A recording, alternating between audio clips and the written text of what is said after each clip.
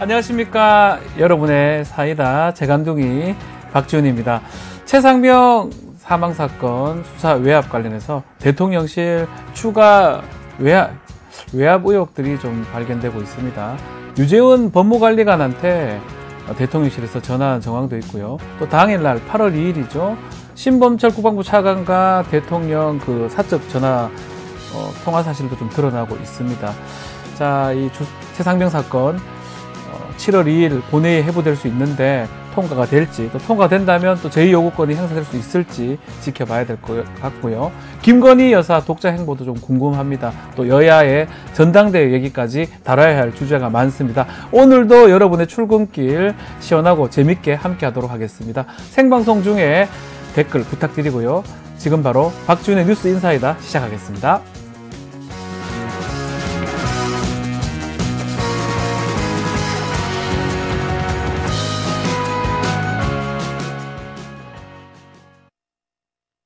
매일 10시 1시간만 투자하면 내 계좌도 10배거. 계정하자마자 급등? 따라잡아도 되나? 1분 대기죠. 점상이 답변해줍니다. 바쁜데 특징 중? 언제 공부해? 1시간만 투자하세요. 점상이 정리해줍니다. 단기로 취급받을 종목 없나? 매일 오전 10시 점상이 골라줍니다. 매일 오전 10시엔 점상을 잡아라. 유튜브에서 점상 시크릿을 검색하세요. 바쁜 아침 오늘 꼭 알아야 할 뉴스들로 정리해 드리겠습니다. 듣기만 해도 이해가 쏙 뉴스 픽 시간입니다. 오늘도 오늘 처음인 것 같은데요. 전현주 뉴스토마토 기자와 함께 하겠습니다. 안녕하세요. 네, 안녕하세요. 바뀐 스튜디오에 처음입니다. 네, 저희가 뭔가 더 가까워져서 조금 더 친근한 느낌이 드는 것 같습니다. 어떻게 좋습니까? 네, 좋은 것 같아요. 쾌적한데요? 네, 쾌적합니다. 자, 전현주 기자님, 오늘 뉴스픽 첫 번째 소식, 최상병 사건 수사 외압 의혹 사건입니다. 자, 원래 대통령실에서 뭐 국방부 장관이라든지 차관 통화한 사실이 드러났는데 어제는 대통령실이 또 개입한 추가 정황이 드러났어요. 네, 계속해서 문제가 되는 날은 이 해병대 수사단이 경찰에 넘겼던 사건 기록을 군검찰이 다시 회수한 날인 8월 2일입니다. 지난 뉴스픽에서도 이 의혹의 핵심 인물들의 통화 기록에 윤석열 대통령 개인 번호가 여러 차례 등장했다는 소식을 전해드렸었는데요.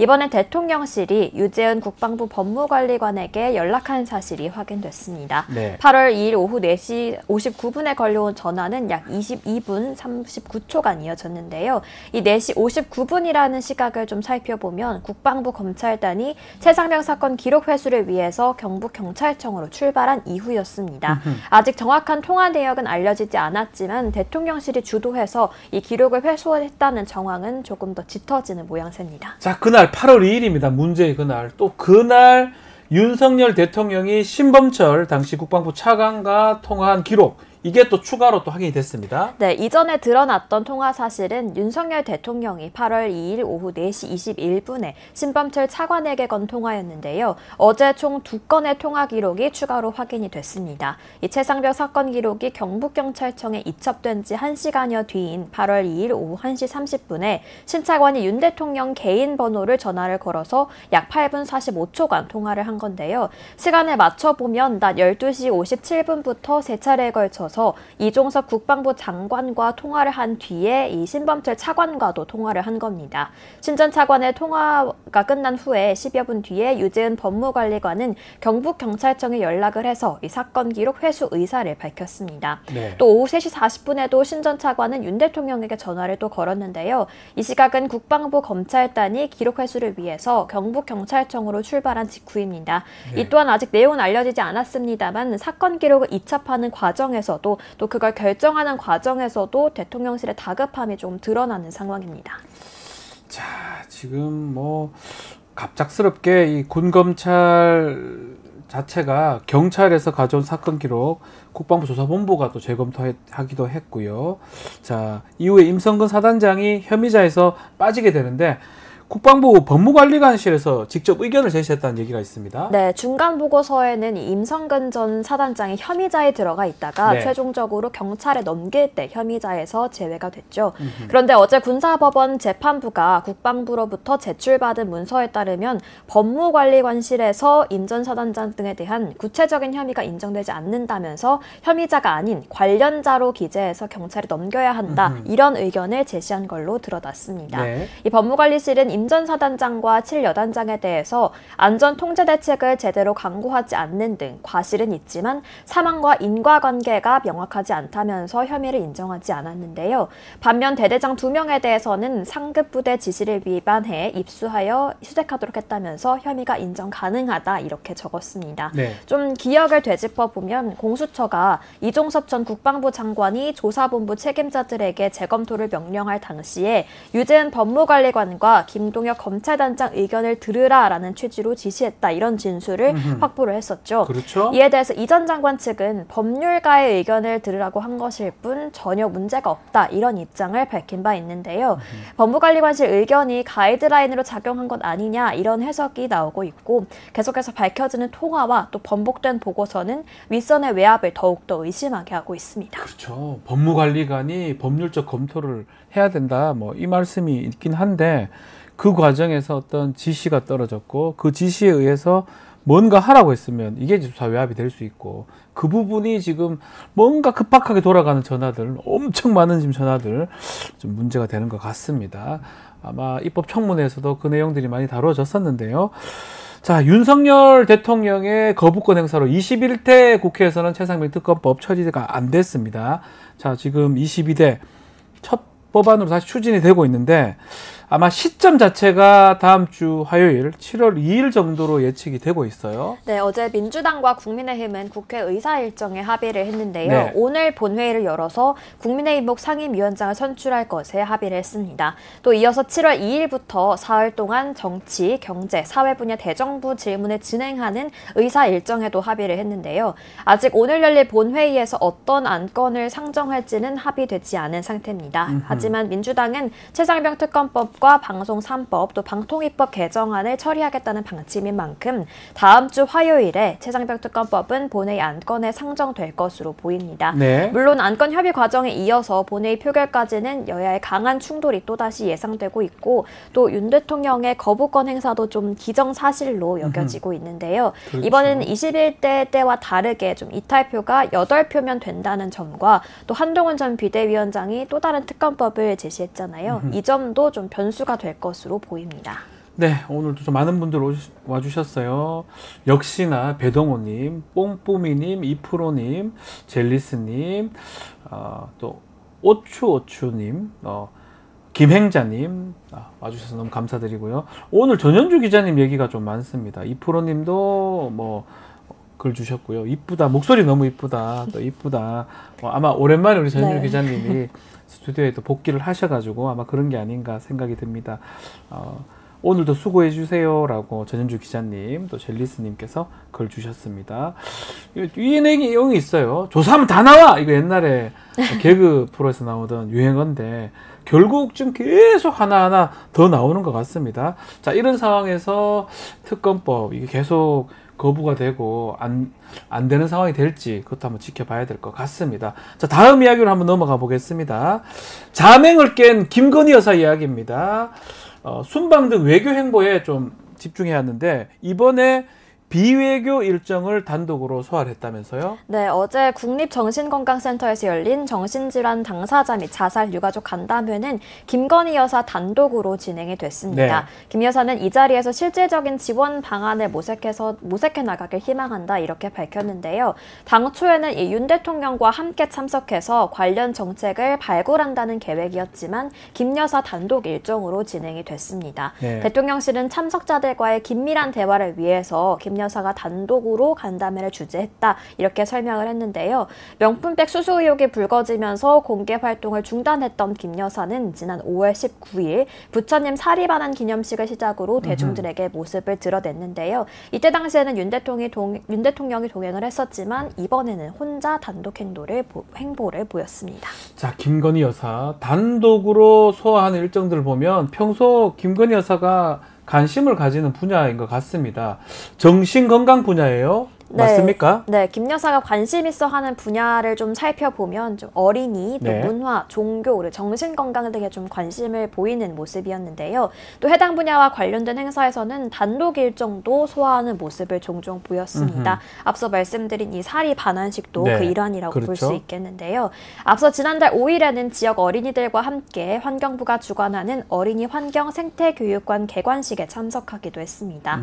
어제 진행된 정신건강 분야도 평소 여사의 관심사였는데요. 지난해 9월 15일 김 여사는 마음 건강을 위한 대화, 괜찮아 걱정 마에도 참석한 바 있습니다. 네. 또 외교 분야에서도 각국 정상 부인들과 친교 활동 등 내조 외교를 통해서 존재감을 계속해서 각인시키고 있는 모습입니다. 자, 그렇지만 이런 가운데 김건희 여사, 특히 최상병 사건 수사 외압, 이 사건 관련해서 김건희 여사도 관련이 있다라는 의혹이 계속 제기되고 있습니다. 민주당 이거 관련해서 국정조사까지 추진하겠다 밝힌 상황입니다. 네, 앞서 JTBC는 지난 25일 도이치모터스 2차 주가 조작 사건의 컨트롤타워로 지목된 블랙펄 인베스트먼트 대표 이 씨가 참여한 카카오톡 대화를 보도한 바 있는데요.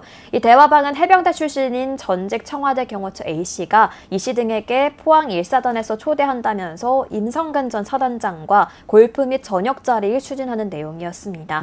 모임이 성사되지는 않았지만 이 씨와 임 전 사단장이 서로 알고 지낸 사이라는 걸 좀 추정할 수 있게 하는 내용이었는데요. 네. 그리고 평소 이 씨가 이 김건희 여사와의 친분을 공개적으로 나타냈다는 점도 좀 주목해 봐야 합니다. 서영교 민주당 최고위원은 이 대화방을 과거 국정농단 당시 비선 최순실 씨를 확실하게 파악하게 한 청와대 출입 기록과 같은 성격이라고 좀 규정을 하면서 일종의 비선이 가동된 네. 거 아니냐 이렇게 지적을 했고요. 또 한민수 대변인도 결국 수사 외압의 마지막 퍼즐은 김건희 여사 아니었나 이러면서 반문하기도 했습니다. 네, 중간중간에 대통령실에서 이 수사 기록 회수하고 임성근 사단장을 좀 보호하려고 했던 게 아닌가 이렇게 청문회에서 얘기됐는데, 그렇다면 왜 또 대통령실에서 임성근을 보호하려고 했느냐, 이 부분이 좀 확인이 안 되고 문제가 좀 제기되는 상황인데, 이 이모 씨, 이종호라고 하더라고요. 뭐 청문회 얘기했기 때문에 이모 씨의 이제 이 사람이 김건희 여사하고 관련성이 있냐 없냐, 이 부분이 마지막 퍼즐이 될 수도 있다. 민주당 생각하는 것 같습니다. 한번 살펴봐야 될 부분으로 좀 보이고요. 자, 국민의힘 소식도 좀 짚어보겠습니다. 한동훈 전 비대위원장에 대해서 연일 비판의 목소리를 냈던 홍준표 시장 이야기입니다. 공개적으로 한동훈 위원장 만남을 거절했어요. 네, 홍준표 대구시장은 한동훈 전 비대위원장에 대해서 만나기 싫어서 거절했다라면서 나한테 접촉한 것 자체가 의아스럽다 이렇게 반응을 했습니다. 네. 먼저 해당 내용 화면으로 보고 오겠습니다. 진짜 비상대권을 줬는데 쫄딱 망했잖아. 그래 해놓고 또 하겠다. 나간 지 며칠 됐어요. 또 하겠다. 지금 정당사에 총선 참패하고 물러난 사람이 다시 전당대회에 나온 전례가 한 번도 없습니다. 근데 그걸 지금 하겠다고 하니 당을 얼마나 우습게 보고 당원들이나 국민들을 어떻게 우습게 보면 그런 짓을 하겠다는 난 이해가 안 돼요. 본인이 만나기 싫다고 하시니 제가 맺기 어렵지 않겠습니까? 네. 네, 뿐만 아니라 홍 시장은 어린애가 들어와서 셀카 하나 찍고 돌아다니고 이 점령군처럼 행사하는 건 당원들의 자존심을 건드리는 거라면서 비난했습니다. 네. 또 페이스북에는 오세훈 시장 같은 미남이 셀카 찍으면 아하, 이해가 참. 가지만이라고 덧붙이면서 그 총선 때 한 전 위원장의 셀카 찍는 행동을 좀 꼬집는 모습을 보이기도 했습니다. 홍준표 대구시장 뭐 좀 너무 강해요. 이게 또 셀카, 미남, 뭐 어린이 이런 얘기가 되게 강한 얘기 같은데, 한동훈 위원장은 그렇게 했지만 홍준표 시장 또 원희룡 전 장관을 만나서 또 포옹하는 모습까지 연출이 됐었어요. 네, 맞습니다. 예. 홍 시장은 원희룡 전 장관을 만나서 진짜 나와줘서 고맙다, 진짜 고맙다면서 포옹까지 하는 모습을 보였는데요. 네. 또 원 장관 앞에서도 한 전 위원장을 향한 신랄한 비판을 이어가기도 했습니다. 네. 원 전 장관은 이에 맞서서 한 전 위원장의 반윤 이미지를 부각하면서 협공에 나서기도 했습니다. 네. 특히 이날 원 장관은 이재명 대표를 감옥에 넣지 못해 답답하다라는 말도 했는데요. 네. 이 부분도 좀 당시 법무부 장관을 지냈던 한동훈 위원장을 겨냥한 발언이다, 이런 해석이 나오고 있습니다. 자, 전당대회 국민의힘은 이제 한 20일 정도 남았습니다. 22여일, 다음 달 23일인가요? 그런데요. 자, 국민의힘 당권 주자들 일제히 TK로 갑니다. TK 민심에 구애하는 모습을 보이고 있어요. 네, 맞습니다. 선거 때마다 이 영남당 탈피라는 네. 과제를 마주하는 게 국민의힘인데요. 공교롭게도 이번 당권 주자에는 영남권 후보는 없지만 일제히 모두 TK 지역에 대한 구애는 변하지 않는 모습입니다. 네. 최다 책임 당원인 40%를 보유한 TK에서 이 경선 반영 비율 80%에 달하는 당심을 확보해야 하기 때문인데요. 앞서 나경원, 원희룡 의원의 TK 행에 이어서 오늘은 한동훈 위원장이 TK 지역을 방문할 예정입니다. 한 전 위원장은 대구 각구에서 열리는 당원 간담회에 참석할 예정이고요. 이어서 내일은 부산을 찾아서 민심 확보에 박차를 가할 예정입니다. 또 홍준표 시장과의 만남이 홍 시장의 비토로 만남이 불발된 만큼 또 한 위원장이 어떤 행보를 보일지 좀 주목되고 있습니다. 네, 지금 뭐 댓글 많이 주시고 있습니다. 국민의힘 전당대회 좀 재밌다, 웃기다 이런 얘기도 좀 있고요. 오세훈 시장 나오냐고, 나올 수는 없습니다. 지금 현재 시장, 서울시장이기 때문에. 다만 이제 많이 부각이 되기 때문에 앞으로 뭐 대권 도전 이런 거 가능성은 좀 있지 않을까 조심스럽게 추측을 해볼 수 있고요. 도대체 지금 홍준표 시장 왜 자꾸 이렇게 많이 나오느냐, 또 이런 얘기도 댓글 많이 주고 계십니다. 비비님, 유월님, 훈민정음님, 탐 김구루미님, 서영님 댓글 너무 감사드립니다. 계속해서 댓글 좀 부탁드리겠습니다.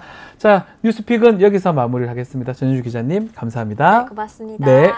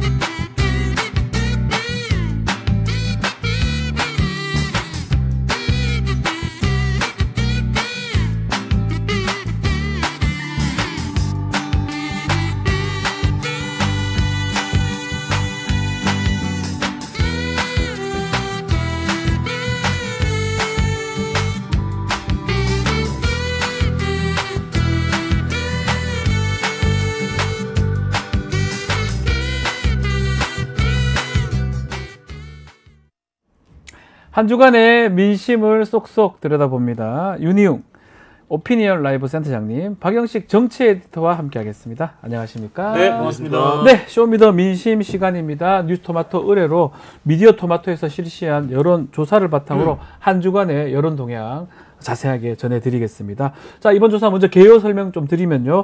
뉴스토마토 의뢰로 24일, 25일 양일간 18세 이상 전국 성인 남녀 1,005명을 대상으로 실시했으며 표본 오차는 95%, 신뢰 수준은 플러스 마이너스 3.1% 포인트입니다.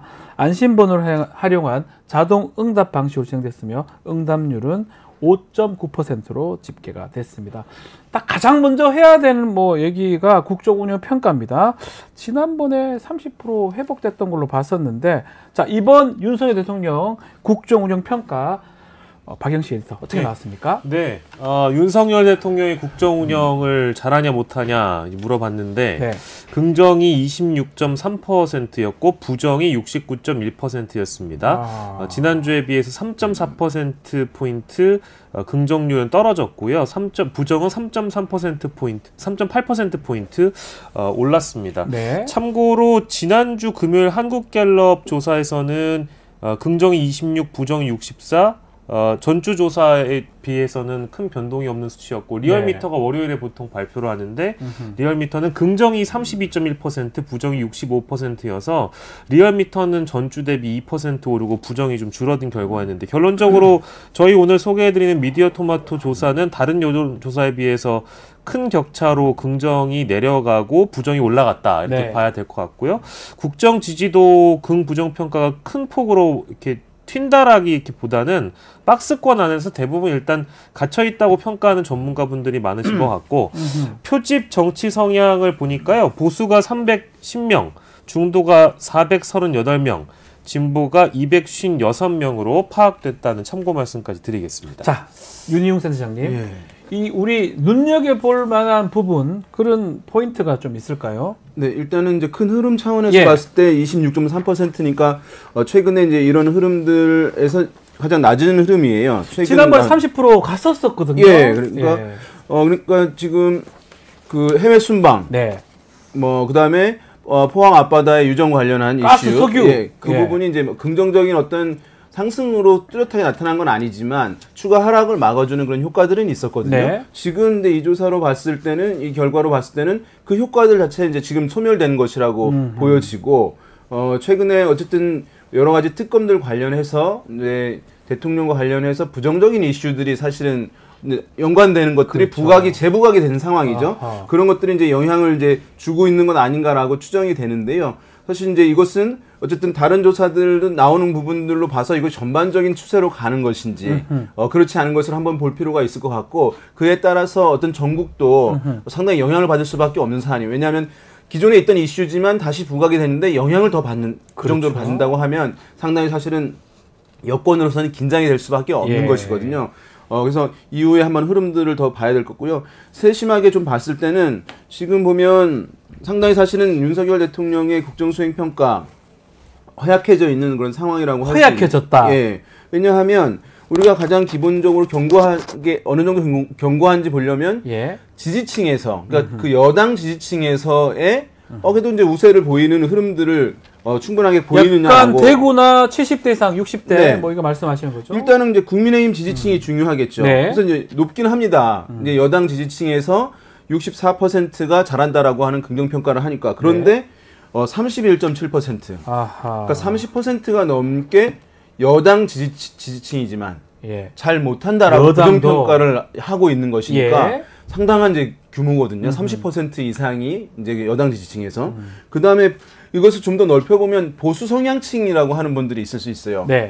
근데 어떤 분들이 그거 어떻게 하세요? 라고 하는데 물어봅니다. 그러니까 당신 이제 진보예요? 보수예요? 중도예요? 그러니까 나 보수예요? 라고 얘기한 주관적으로 보수 성향이라고 얘기한 이제 주관적 이념 성향층을 대상으로 보면은 네. 지금 보면은 둘 다 이제 40%예요. 49%가 잘한다고 하지만 46%가 잘 못한다고 얘기를 하고 있어요. 그러니까 거의 차이가 없는 거예요. 보수층으로 넓히게 되면 절반 정도는 부정평가를 하고 있는 거니까 이 두 가지 지표, 여당 지지층, 보수 성향층에서 잘 못한다고 하는 사람들이 매우 의미 있게 높게 나오고 있는 그런 상황이기 때문에 지금 경고성이 매우 허약해져 있다. 경고하지 못하는 그런 상황이라고 할 수 있겠고 아까 말씀하신 지역으로 봤을 때는 대구 경북과 부산, 울산, 경남에서 부정평가가 높아요. 예, 그러니까 지금 상당히 사실은 이거 정비하거나 그러지 않으면 상당히 국정 운영에 있어서 영향을 부정적으로 받을 수밖에 없는 지금 정비가 좀 필요한 상황이다 이렇게 말씀드리겠습니다. 상황이 좀 잘 짚어주셨는데 그 단단한 부분들이 혹시나 허약해진 거 아니냐. 또 이거 조사는 우리 미디어 토마토 조사고요. 또 다른 조사가 조금 차이가 있긴 한데 이게 일관적 흐름인지 그거는 좀 다시 다른 조사들도 좀 봐야 된다 이렇게 짚어주셨습니다. 자, 전당대회 얘기를 좀 해보겠습니다. 국민의 전당대회는 7월 23일 예정되어 있습니다. 저희가 조사를 좀 했던 것 중에 국민의힘 차기 당대표 누가 적합하냐 질문 드려봤는데요. 박영시 에디터 어떤 결과 나왔습니까? 예, 이제 적합도 조사라는 거 다시 한번 말씀드리고요. 네. 일단 지금 가장 높게 나오신 분이 한동훈 전 비상대책위원장이 역시 한동훈 위원장이고요. 32.4%고요. 네. 그리고 뒤를 이어서 나경원 의원이 14.9%, 원희룡 전 국토부 장관이 9.8%, 윤상현 의원이 7.4%인데요. 이 중에 잘 모르겠다고 응답하신 분들이 사실 비율이 제일 높긴 합니다. 참 놀랍네요. 예, 지금 회색지대로 보여집니다만 네. 35.5%가 이 적합도 조사에서 누가 적합한지 모르겠다라고 대답을 해가지고요. 한동훈 전 위원장을 택한 그 응답률보다 더 높았다라고 말씀을 좀 드리고 네. 모든 연령대 그리고 모든 지역 정치 성향 가릴 것 없이 한동훈 전 위원장이 차기 국힘 당대표로 적합하다고 답변을 했고 대구 경북 60대 이상 40% 이상이 한동훈 전 위원장이라고 대답을 했고요. 국민의힘 지지층에서도 60.2%가 한동훈 전 위원장이 국힘 당대표로 적합하다라는 답변을 줬고 조금 뭐 관심이 가는 부분은 무당층에서도 18.4%가 한동훈 전 위원장이 가장 적합하다라고 대답을 했다라는 부분도 좀 주목할 만한 포인트인 것 같습니다. 자, 이게 참 가장 모르겠다 지금 에디터께서 짚어주셨는데 가장 많았어요. 35% 이상. 어떻게 해석해야 됩니까? 이건 뭐 아, 제가 봤을 때는 않다. 사실은 왜냐하면 정치적인 반대 예.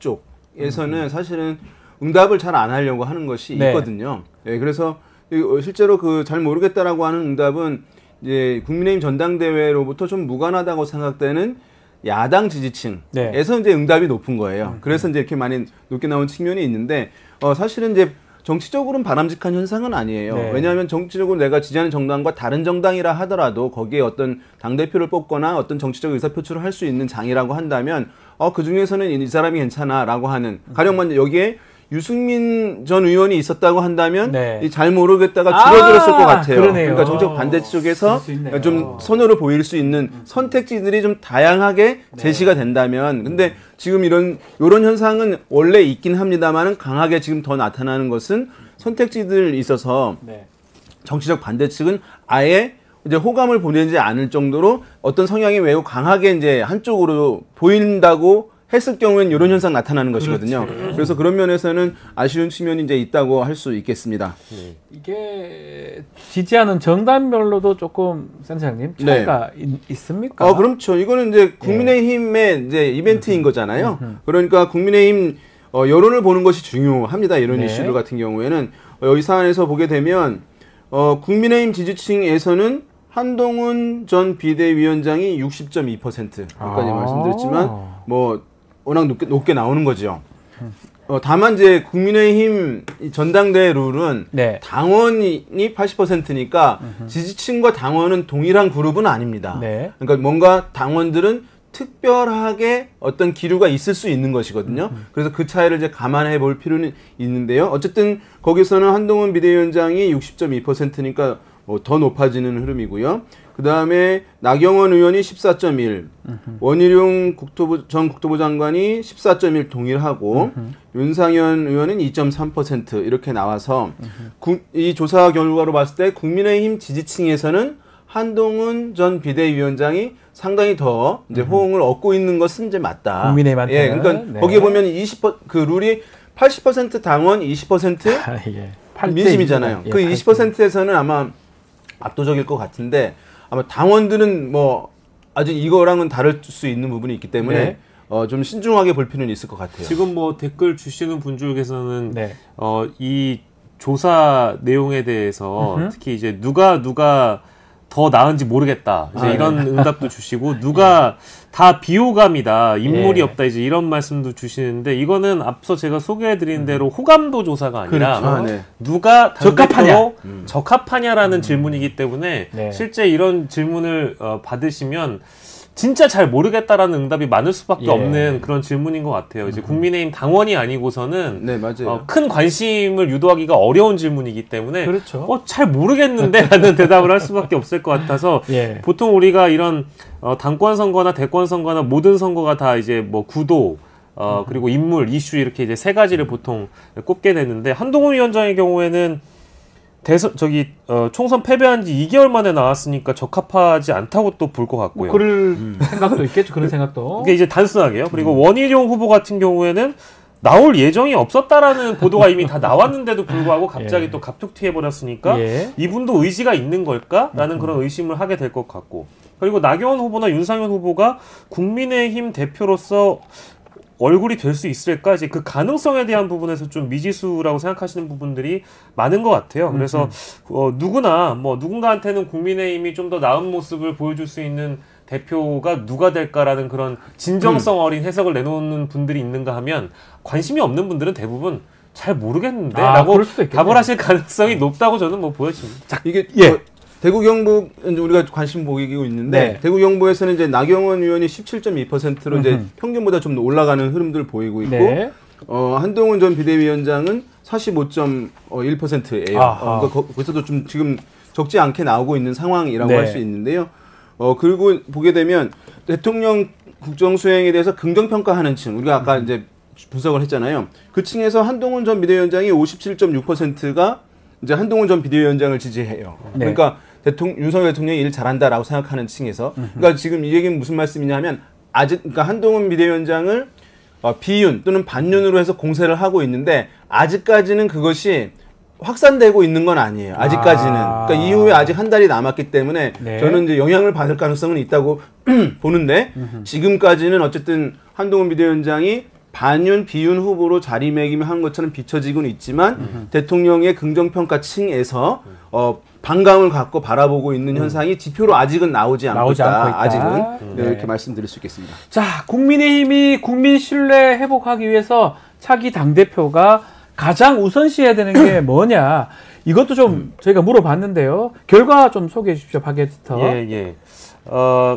차기 당대표가 무엇을 가장 앞서서 해결을 해야 되는가 이제 이 질문과 동일하다고 봅니다. 가장 우선시해야 되는 것인데요. 그렇죠. 일단은 윤석열 대통령과의 관계 재정립 및 차별화가 14.4%였고요. 최상병 특검법 수용이 22.2%, 그리고 김건희 특검법이 25.4%, 양 특검이 상당 부분 좀 높게 차지했고요. 그리고 전통적으로 여당 대표를 뽑게 되면은 정부 국정 운영을 뒷받침해주는 역할이 필요하다라고. 그게 좀 낮아요, 생각보다. 해야 되는데 이게 24.8%. 그러니까 양 특검 22.2%, 25.4%를 합친 수치보다 훨씬 더 뒤처집니다. 24.8%고요. 그렇죠. 잘 모르겠다가 13.2%의 그 응답을 보였습니다. 국민의힘 지지층들만 보면 59.2%가 역시 윤석열 정부의 성공을 위해서 여당 대표가 뒷받침해줘야 된다라는 답변을 줬고요. 나머지 이제 비율들은 윤석열 대통령과의 관계 재정립 16.5%, 최상병 특검법 수용이 8.2%, 김건희 특검법 수용은 또 4.1%여서 국민의힘 지지층이냐 아니냐에 따라서 이 응답이 굉장히 차이가 많이 난다고 볼 수 있겠습니다. 우선 이제 여당 지지층에서는 이제 이 정부를 이제 성공을 위해서 지원해야 된다라고 하는 인식이 강할 수밖에 없으니까요. 그것이 이제 나타나고 있다고 할 수 있는데 그럼에도 불구하고 눈에 띄는 것은 우리가 이제 여론에서는 수치가 높으면 중요하긴 하지만 의미 있는 비중이라는 것이 있는 거거든요. 그러니까 국민의힘 지지층이라고 얘기한 분들 중에서 59%는 이제 이 정부에 대해서 이제 집권 여당으로서 단결된 뒷받침을 해야 된다고 하지만은 16.5%가 대통령과의 관계를 재정립하고 차별화해야 된다라고 얘기를 하고 있는 것이니까 여당 지지층 내에서도 일정 부분 의미 있는 그룹들 같은 경우에는 새로운 어쨌든 관계를 재정립해야 된다라고 하는 흐름이 있다는 거죠. 그러니까 그것 이제 의미 있다고 할 수 있겠고 이것이 이제 중도 성향층에서 이제 이 이슈들을 보게 되면 왜냐면 진보 성향층은 아예 또 이제 비판적인 입장이 되니까 중도 성향층은 이런 거 보는 거 중요한데요. 이 사안에서 봤을 때는 중도 성향층에서는 최상병 특검법 수용, 김건희 여사 특검법 수용 응답이 높아요. 아, 네. 그러니까 특검법 수용. 예, 그러니까 중도층들은 그 사안들, 왜냐하면 그것이 대통령과의 관계를 재정립하고 뭐 이런 것들은 약간 추상적인 느낌이 드는데 네. 누구 어떤 특검들은 사실은 쉽게 이해되는, 그렇죠. 받아들일 수 있는 것이기 왜 저거 안 하느냐, 빨리 해라. 예. 예. 그래서 그 부분에 대해서 지금 굉장히 도드라지게 그 사안을 갖고 그 렌즈를 갖고 바라보고 있는 기류가 중도층에서 좀 확인이 된다, 이 말씀을 드리겠습니다. 중도층을 좀 바라보면 결국 간명합니다. 일단 특검하고 그렇죠. 차별화 두는 게 맞지 않냐라고 많이 보는 것 같아요. 자, 이번에는 이재명 전 민주당 대표 또 한동훈 전 국민의힘 비대위원장 중에 누가 좀 더 신뢰가 가거나 호감이 가느냐, 이 질문도 해봤습니다. 박영식 에디터, 어떤 결과가 나왔습니까? 요거는 앞서서 저희가 말씀드린 대로 누가 뭐 대통령으로 적합하냐, 이제 이런 얘기 아닙니다. 그쵸, 호감. 호불호를 이제 누가 물어봤다고. 좋아요라는 거죠. 누가 쉽게 좋아요? 얘기하면 누가 좋아요 질문인데요. 이재명 전 민주당 대표가 44.8%로 호감을 보였고요. 한동훈 전 국민의힘 비상대책위원장은 33.1%였습니다. 둘 다 비호감이다. 둘 다 신뢰가 가지 않거나 호감을 느끼지 못한다가 18.8%였고요. 잘 모르겠다는 3.3이었는데 진보, 중도, 수도권, 대전, 충청, 세종, 호남 50대 이하 여기까지는 이재명 전 대표가 우세했고요. 보수층, 대구, 경북 60대 이상에서는 또 한동훈 전 위원장이 우세했는데 재밌는 건 저는 부울경 쪽인 것 같아요. 왜 그렇습니까? 부울경은 백중세였습니다. 비슷합니까? 네, 이재명 전 대표가 40.5%였고요. 한동훈 전 위원장이 소폭 높았습니다. 42.7%로 살짝 더 호감이다라는 응답이 나왔네요. 말 그대로 대통령 적합도 아닙니다. 호감도 조사라고 봐야 되는데 어떻게 보셨습니까? 네, 약간 이제 죄송합니다. 이 조사는 이제 약간 정치적인 약간 엔터테인먼트 같은 이제 그런 느낌들 이제 있는 상황이어서요.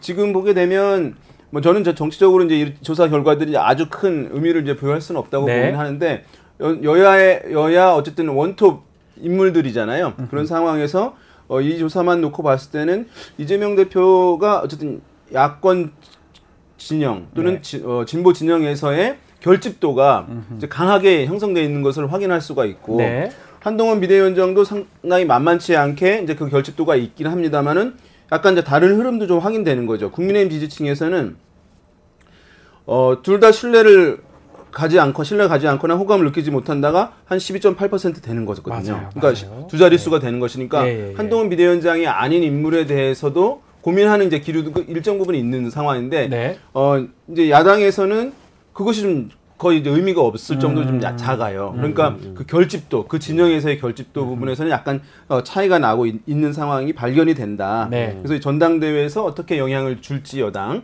한번 지켜봐야 될 것 같습니다. 먼 이야기이긴 하지만 다음 대선, 차기 대선 이재명, 한동훈 두 사람의 대결 될 수 있지 않느냐, 이런 얘기들 많이 나오고 있는데 박영식 에디터, 뭐 미리 얘기하기 좀 그렇지만 한번 말씀 주십시오. 그런 전망이 나오고는 있긴 합니다만 전망을 하기엔 뭐 이제 말씀 주신 대로 좀 이른 시기인 건 분명한 3년 남았잖아요. 분명한 것 같고요. 이재명, 한동훈 두 분에 대한 어떤 호불호를 떠나서 객관적으로 이제 이 상황을 좀 평가를 해보면 한동훈 전 위원장 같은 경우에는 당대표가 된다고 하더라도 선거를 다수 좀 치러야 됩니다. 재보궐선거도 치러야 되고 또 가장 큰 선거는 이제 지방선거가 남아있는데 이 재보궐선거도 지방선거도 이게 유리한 선거는 아니거든요. 왜냐하면 어찌됐든 뭐 대통령의 얼굴로 치러야 되는 선거인 것도 맞고요. 그리고 더불어서 총선처럼 이재명 심판, 조국 심판을 한동훈 만약에 대표가 된다고 하면 한동훈 전 위원장이 그것을 또 내걸 수도 없을 것이고요. 그러면 어떤 비전과 가치로 지선과 재보궐에서 승부를 볼 것인가라고 한다면 굉장히 어려운 선거가 될 것이다라는 생각이 좀 들고, 만약에 그 선거에서마저도 한동훈 대표 체제로 승부를 봤을 때 실패한다면 한점위원장은 그 오답 노트를 다시 한번 또 쓰게 되는 거거든요. 아, 또 졌으니까 한번 또 써봐야 된다. 네, 그러면 이제 정치적 자산과 어떤 정치적 세력으로 자신이 대선에 갈 수 있느냐, 이제 요 한계가 좀 있는 것 같고요. 네. 그래서 남아 있는 거는 결국 이미지 정치뿐이다. 이제 그런 측면에서 호감도 조사에 좀 영향이 있었을 거라고 보고, 이재명 대표의 경우에도 이게 이제 좋든 싫든 간에 네. 재판 리스크 그리고 검찰 리스크라는 부분이 분명히 남아 있습니다. 그래서 이 정부 내에서 대선 전까지 불리한 이 선고가 나오거나 한다면 네. 이재명 대표 역시도 대선 가도에 빨간불이 켜지는 거기 때문에 그렇겠죠. 하나의 포인트로 일단 봐야 되지 않을까 싶습니다. 자, 계속해서 정당별 지지율도 한번 살펴보겠습니다. 마찬가지로 지지하는, 조금이라도 호감이 가는 정당이 있는지 물어봤는데, 윤세진 센터장님, 네. 이번 주는 어떤 결과가 나왔습니까? 예, 더불어민주당이 36.3%, 네. 국민의힘 32.5%, 아하. 조국혁신당 10.1%, 개혁신당 4.9%, 진보당 1.7%, 새로운미래 1.2% 순으로 조사가 되었습니다. 네. 저는 지금 눈에 딱 띄는 게 네. 조국 혁신당이거든요. 10%대. 뭐 이전만 해도 10% 초중반까지 올라갔던 것 같은데 역대 최저 지지율 같아요. 총선 이후에. 이거 어떻게 좀 보십니까? 네. 이게 네. 총선에 상당히 주목을 이제 받았던 상황이고, 뭐 네. 10% 중반대까지 이제 올라가기도 하고 했던 상황인데, 지금 전반적인 조사들을 보게 되면 이제 10% 내외 또는 이제 그 아래 나오는 조사 결과들도 있어요. 예. 그러니까 총선 직후보다 좀 낮아지는 흐름들 보이고 있거든요. 이것은 이제 두 가지 요인 다 있을 것 같습니다. 첫 번째로는 조국 혁신당 자체가 어떠한 이슈를 지금 총선 때만큼 부각하지 못하고 있으니까 네. 안 보이면 떨어지는 거거든요. 안 보이면 예, 안 보이면 떨어지는 거거든요.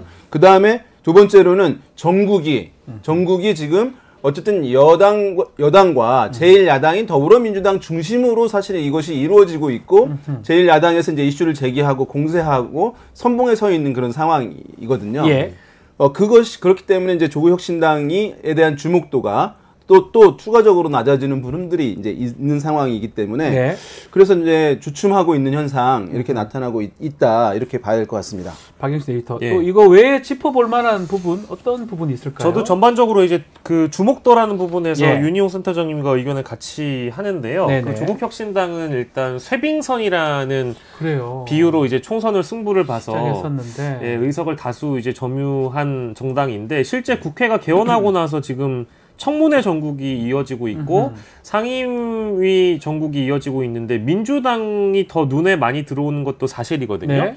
그리고 이번 실제 청문회를 통해서 국회 활동만 좀 우리가 주목을 해보면, 조국 혁신당은 다 초선 의원 분들이기 때문에 뭐 그럴 수밖에 없잖아. 그렇죠. 하구나 원이 있긴 하네요. 네, 그렇죠. 근데 이제 잘 두각을 드러낼 수가 네. 없는 상황이고, 실제 초선 의원분들이 청문회 상황에서 질의하시는 거를 보면 약간 몸이 좀 덜 풀렸다라는 평가를 어쩔 수 없는 것 같기도 하긴 해요. 그렇습니다. 네. 초선의 한계도 있는 거니까요. 그래서 네. 쇄빙선이라고 불릴 때의 그 기대는 굉장히 어떤 민주 진보 진영 내에서 컸던 것도 같고, 네. 중도층에서도 어떤 정권 심판 차원에서 밀어줬는데, 청문회를 딱 보고 나니까 뭔가 민주당보다 좀 미숙한 것 같다라는 그런 평가들이 좀 나와서 지지율에 영향을 줬다고 보고요. 다만 시간을 좀 두고 지켜봐야 될 것 같습니다. 왜냐하면 뭐 초선 의원이라는 게 조국 혁신당만 있는 것도 아니고 그렇죠. 민주당에도 존재하고 많죠. 있기 때문에 몸이 덜 풀린 건 사실인 것 같고, 지금은 이제 스트레칭 단계이니까 이제 본 게임에 들어갔을 때 실력 발휘를 할 수 있느냐, 이제 그걸 보면 주목도의 차이가 좀 뭐 평가가 달라질 수도 있는 것 같아서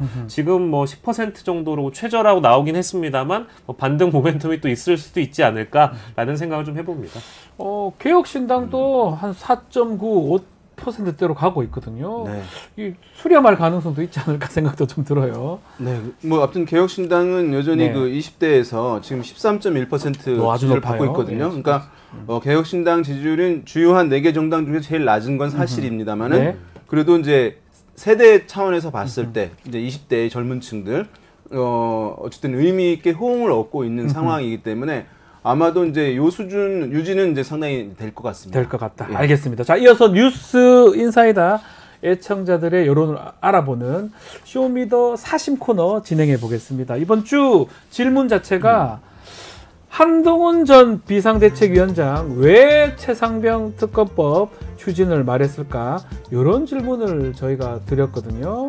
자, 이번 주 결과 이 질문입니다. 한동훈 왜 특검법 추진 말했을까?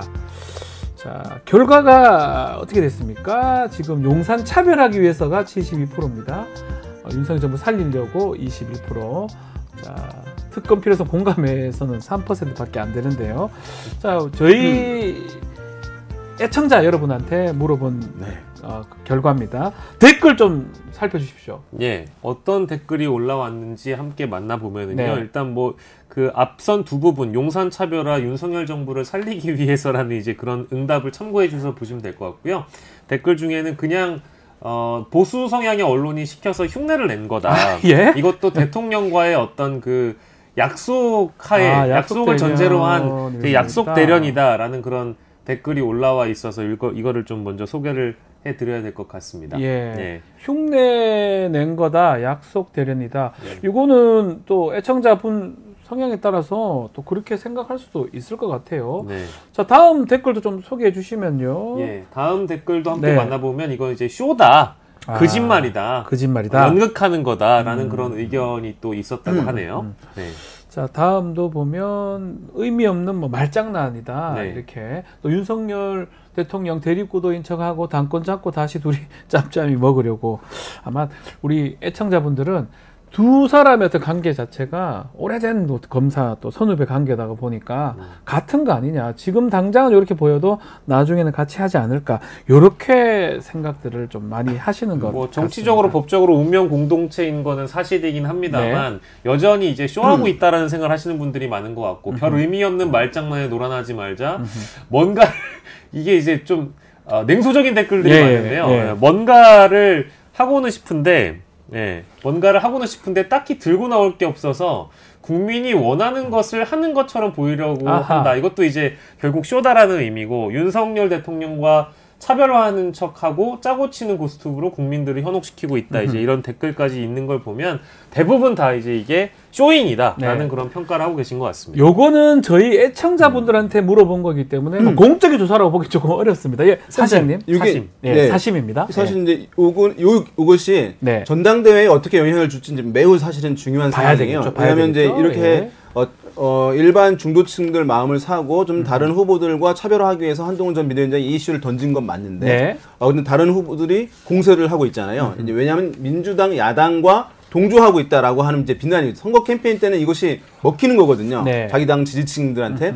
그래서 당원들이 이제 이 사안을 어떻게 볼 것이냐가 저는 이제 상당히 전당대회 결과에 영향을 줄 수 있는 사안이라고 할 수 있을 텐데, 중요하군요. 다만 이제 이것이 맞물리는 것이 뭐냐 하면 이 사안 자체가 일반 국민적 차원에서의 큰 흐름의 여론이 이것이 이제 강화되느냐, 이것이 이제 그냥 밋밋하게 가느냐, 이 부분 되게 중요할 것 같아요. 그러니까 여당으로서 이것을 거부할 수 없는 여론의 흐름이 형성돼 버린다라고 하면 한동훈 전 비대위원장이 이 특검 이슈를 던진 것에 대해서 당원들이 수용도가 높아질 것이고 호응할 것이고, 그러니까 지지를 처리하지 않을 것이고, 근데 만약에 최상병 이 특검과 관련한 기류가 그냥 밋밋하게 그냥 간다라고 하면 그 다른 후보들이 한 전 비대위원장 공격하는 것이 당원들한테 먹힐 가능성이 있거든요. 그래서 매우 사실은 전당대회의 핵심 이제 이슈로 떠올린 사안이다 이렇게 보겠습니다. 알겠습니다.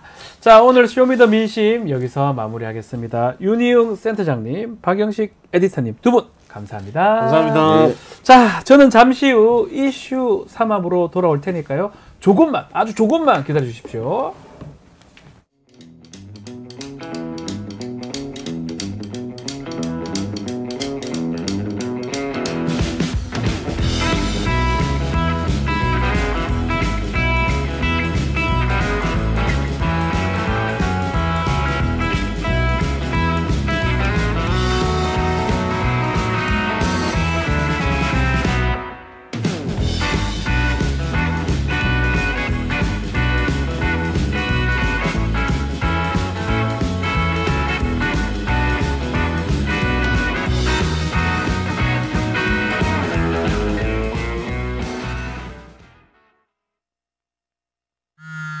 벌칙 대상 행위 금융위는 여보세요? 발견된 뭐 맨날 똑같지. 시간 없어. 보아야 함. 나 시험 한 달밖에 안 남았어. 규정 4조고요. 시정명령. 문제는 또 언제 푸냐. 규정 제27조입니다. 응. 지금 먹으려고.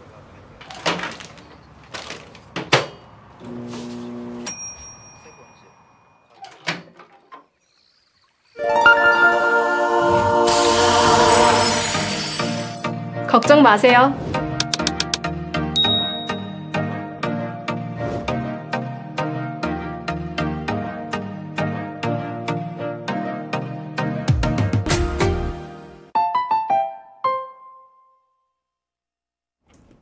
자, 매주 목요일 톡 쏘는 정치 평론 시사 맛집 이슈 삼합에 여러분 초대하겠습니다. 김필성 변호사 또 신유진 변호사와 함께 하겠습니다. 안녕하십니까? 네, 안녕하세요. 안녕하십니까? 자, 새로운 스튜디오 처음 오셨죠, 두 분? 네, 처음 왔습니다. 네. 놀란 모습입니다, 김 변호사님. 네. 그 전에 하던 데는 이 정도는 아니었는데 완전 네. 전문적인 그런 느낌이 좀 듭니다. 방송. 괜찮습니까? 네, 약간 이렇게 헤어도 약간 해주시고 원하신다면 네. 분장 또 헤어 네. 다 해드리도록 하겠습니다. 자, 뭐 계속적으로 잘 부탁드리고요. 네. 본격적인 이야기 하기 전에 항상 하는 거죠. 우리 이슈 삼합의 공식 질문. 두 분이 이제 한 주, 또 이번 주에 정치 이슈 중에 가장 인상 깊었던 거. 이번 김필성 변호사님부터 한번 들어볼까요? 한동훈 위원장이 네. 전 위원장이 예. 연락된 이슈인데 이분이 이제 최근에 또 행보를 하나 하셨습니다. 네. 그러니까 이제 2030 세대 청년 보좌진과 오찬을 하셨다고 하는데요. 여기 이제 그 언론 보도가 났고요. 예. 근데 거기서 이제 헤드라인이 어떻게 나왔냐면 네. 한동훈 코웨이 삼국지 하더라도 맹액으로 했다. 그렇죠. 저도 맹액. 그러니까 이제 남만의 왕 맹액이잖아요. 네, 예, 전반적으로 내용을 보면은 네. 이제 데일리안에서 이제 나온 기사인데요. 전형적인 이제 찬양 기사예요. 네. 뭐 한동훈 전 위원장이 뭐 재학 시절에 사법시험을 붙고 네. 뭐 이런 하지만 게임도 많이 했고 뭐 이런 류의 얘기들 아예 사진이 나오네요. 뭐 저 사진도 이제 저런 식으로 좀 감각적으로 나름 네. 이렇게 찍으신 그리고 이제 언급도 감각적으로 하셨는데 네. 이게 이제 문제가 뭐냐면 제가 이제 느끼는 게 사실 이런 기사들은 그 국민의힘에서 대선 주자들이 나와서 대선 전국에서 나올 만한 주자 내용들이거든요. 네. 예를 들면 뭐 지난번에 윤석열 대통령에 대해서 이런저런 노래도 잘하고 요리도 네. 잘하고 뭐 이런 식의 얘기들은 사실 그 무렵에 나올 얘기인데 예. 이제 한동훈 위원장은 저런 기사들이 꽤 자주 나오고 있어요. 아, 그 점이 좀 놀랍다는 게 하나 있고요. 더 이제 아쉬운 거는 잘 아는 사람들 입장에서는 조금 부족하다. 그러니까 뭐 이제 역사에 대한 관심을 전에도 보이지 않으셨습니까? 그 빨간 책, 네. 빨간 책 들고 하셨는데 이 같은 경우에도 코웨이 삼국지를 해본 사람들이 이제 말씀은 맹액이 난이도가 매우 높은 영웅이다. 네. 그래서 난 난이도 높은 것만 했다.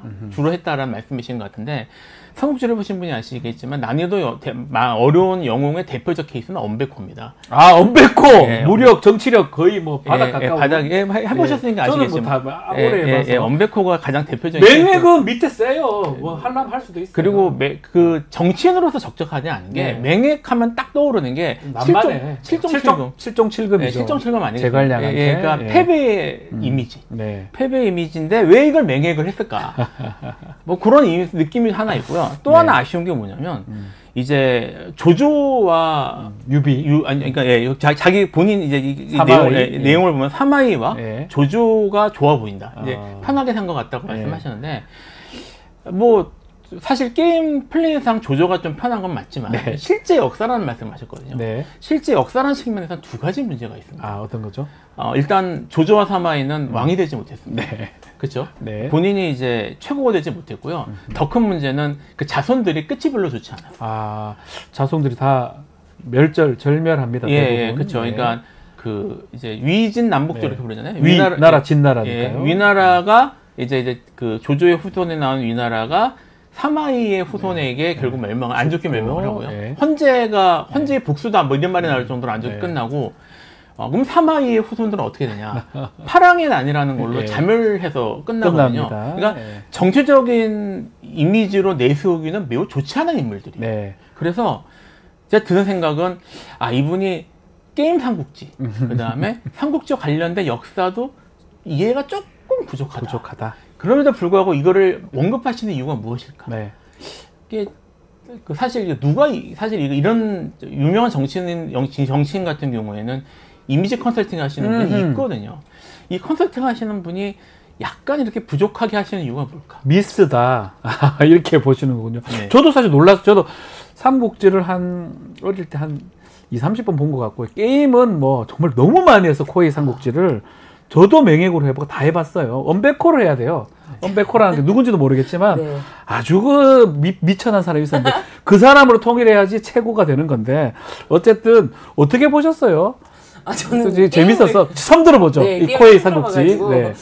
그래가지고 이렇게 분석을 해보니까 매우 재밌구나, 흥미로운 지점이다라는 생각이 들어요. 알겠습니다. 하여튼 갑자기 맹액 얘기를 해가지고, 맹액은 그냥 남만의 왕이에요. 예.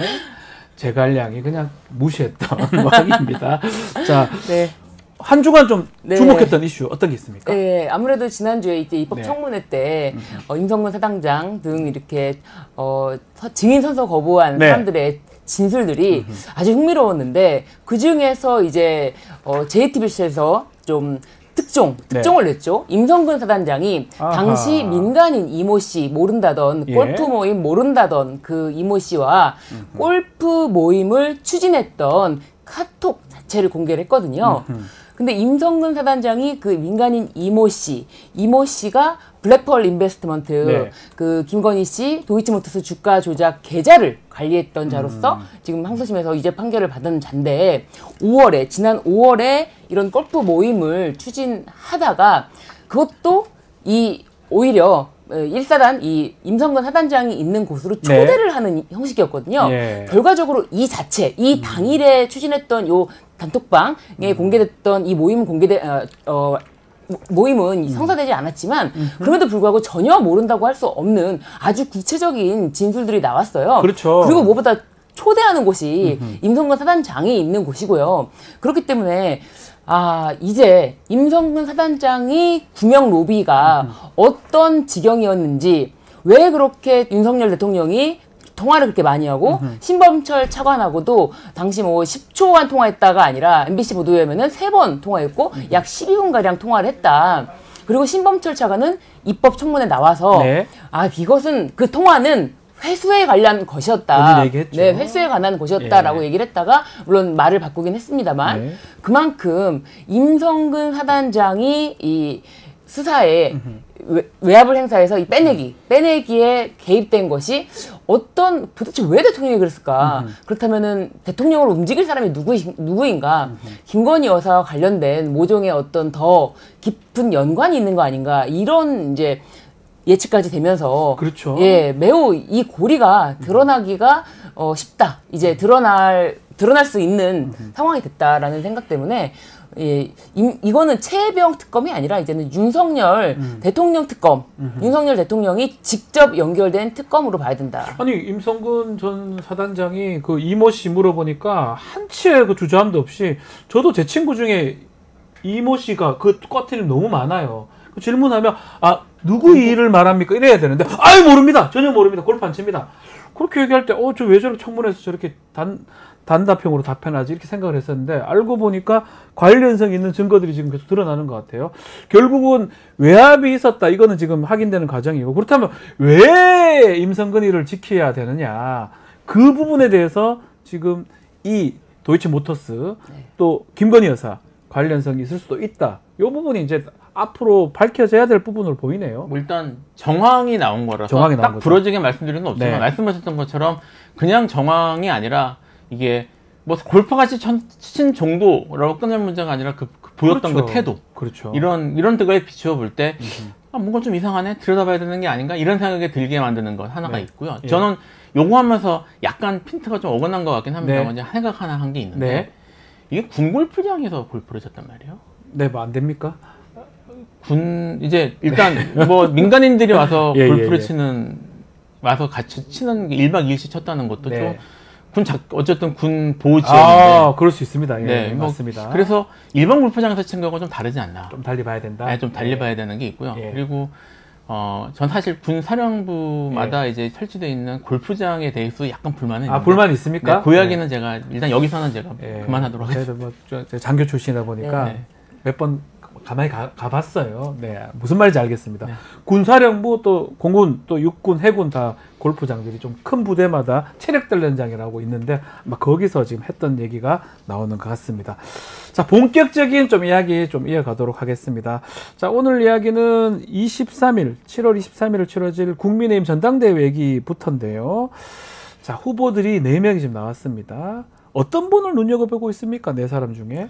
뭐 사실은 그닥 크게 누가 돼도 크게 뭐 와닿는 인물은 네. 없는데 네네네네. 뭐 어쨌든 여론조사 상으로는 네. 뭐 1강 2중 뭐 또 1약으로 또 평가되는 1강 2중 2약 네. 1약 예, 네. 평가되는 그 순서대로 말씀을 드리면 네. 한동훈, 원희룡, 뭐 나경원, 윤선현 이렇게 되지 않습니까? 네.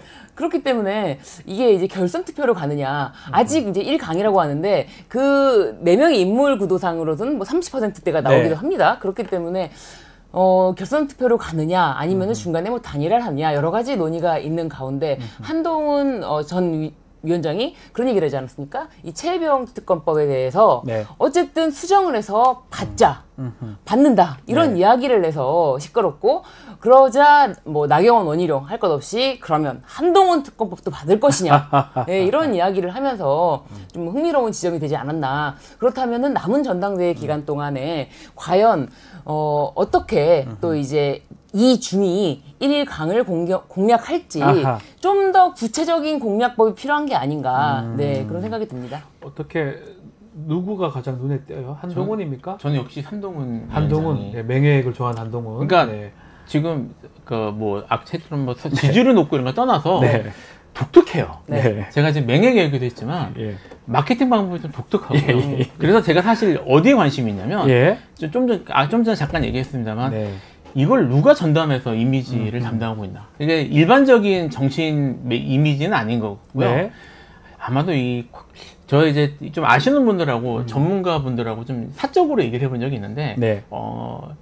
광고 전문가가 붙은 것 같다. 아, 광고 전문가가 붙은 것 같다. 정치 이제, 전문가가 아니고 광고 전문가가 붙은 것 같다. 근데 이제 광고 전문 특히 광고 같은 경우는 이제 업계에서 일해보신 분은 아시겠지만 그 이제 고용주, 그러니까 이제 그 발주를 넣은 업체의 사장님 의사를 가장 중요하게 생각을 하거든요. 네. 그러니까 한동훈 위원장의 스타일, 자기가 원하는 스타일을 극대화하는 데 지금 맞춰져 있는 게 아닌가 이런 생각이 드는데 어쨌든 여러 가지 측면에서 좀 예상하기 어려운 그리고 독특한 그리고 들여다보면 재미있는 이런 모습을 많이 보여주고 계셔서 그래서 한동훈 위원장을 이제 그냥 재밌게 보고 있습니다. 자, 그렇지만 이제 한동훈 위원장, 홍준표 시장하고 만남은 계속 불발됐습니다. 만남 거절이 한 번도 아니고 2번 있었다고 하는데, 자, 만남 거절 당일 때 홍준표 시장 글도 많이 올리셨어요. 비판을, 자, 조금만 흉내를 내면 그 방자하다 이런 말 인자. 나 이래 생각해요. 근데 이상민 우리 에디터를 좀 따라하는 건데 엄청 그 정치를 잘못 빼앗다, 뭐 셀카 하나 찍는 뭐 여러 가지 얘기들을 합니다. 홍준표 시장이 이렇게 대놓고 이렇게 비판하거나 한동훈 전 위원장을 싫어하는 이유가 뭘까요? 사실 홍준표 시장은 정말 속내로는 윤석열 대통령도 전혀 탐탁지 않을 인물입니다. 다만 현직 대통령이고 그리고 어쨌거나 지금 현직 대통령이 되면서 보수에 다시 정권을 잡았다라는 측면, 그 측면 빼고는, 왜냐하면 이제 홍준표 시장은 자신이 당대표 시절에 이 한동훈 위원장, 전 위원장을 가지고 지칭하면서 문재인의 똘마니가 되어서 다시 우리 당 사람들 1000명 정도를 막 이렇게 휘둘렀다 이렇게 하면서, 근데 같이 했던 사람이 윤석열 대통령 아닙니까? 근데 윤석열 대통령은 그나마 보수 정권을 잡은 사람이기 때문에 인정해주는 부분은 있지만 비슷하게 생각하는 것 같아요. 속내는 지금 저것처럼 엊그제 같은데 총선 참패한 주범인데 여기 줄 서는 행동 이렇게 가관이다라고 홍준표 시장은 뭐 강하게 한동훈 위원장 비판을 하는 것 같습니다. 싫은 것 같아요, 엄청. 저는 일단 저기 홍준표 시장이죠. 시장의 입장을 좀 봐야 될 것 같은데요. 이제 제가 어느 정치인께 얼마 전에 들은 얘기긴 한데 그 특히 국회의원도 그렇고 그 우리 유력 정치인들은 전부 별도의 영주라고 보면 안 된다. 그러니까 자기의 영역이 영주다. 있고 영주, 예, 자기의 영역이 있고 예. 그리고 자기의 정적 이익을 위해서 자기 영역 내에서 위해서 다 그 항상 그걸 위해서 일하는 사람, 싸우는 사람들이다. 이렇게 이해하면 된다는 얘기를 했었는데요. 네. 그런 기준에서 보면 홍준표 시장은 사실 아시겠지만 다음 대선 항상 그렇지만 가장 저기 첫 순위로 꼽히는 대선 주자입니다. 대선 주자로 예, 국민의힘에서. 네. 그래서 지금 다음 이제 윤석열 대통령 이후에 국민의힘 대선 주자를 꼽으려면 아마 자기가 나갈 생각을 하고 있을 거예요. 네. 그러면 그 기준에서 보면은 가장 현재로서는 경쟁자가 한동훈이다. 한동훈입니다. 그러니까 한동훈 위원장하고는 이게 나를 세우는 게 맞고요. 예. 그리고 그러기 위해서는 노선을 좀 다르게 해야 될 텐데 최근의 행보를 봤을 때는 어쨌든 홍준표 시장이 저기 윤석열 대통령과 가까이 지내는 쪽을 선택한 것 같아요. 뭐 그렇다면은 그거를 이제 기준으로 그 명분으로 해서 한동훈 위원장과 나를 세우는 게 아닌가. 예, 그래서 앞으로도 이런 날 세운 모습들을 한동훈 위원장과 좀 긴장관계 같은 걸 하면서 또 한동훈 위원께 자기가 긴장관계라고 비판을 하면 동급이 되거든요. 현재 그렇죠. 어쨌든 한동훈 위원장이 지지층에서나 이쪽에서는 지금 가장 주목받고 그렇죠. 가장 지지율이 높으니까 그런 측면에서 이거를 계산해서 하는 게 아닌가. 저는 이렇게 좀 생각하고 자, 있습니다. SNS 다시 한번 또 화면으로 좀 보면 좋을 것 같은데 마지막 줄이 한번 좀 보여주십시오. 네, 저겁니다. 오세훈 시장 같은 미남이 그 셀카 찍으면 이해가 가지만 이렇게 하신 것 같아요. 오세훈 시장을 언급을 했습니다.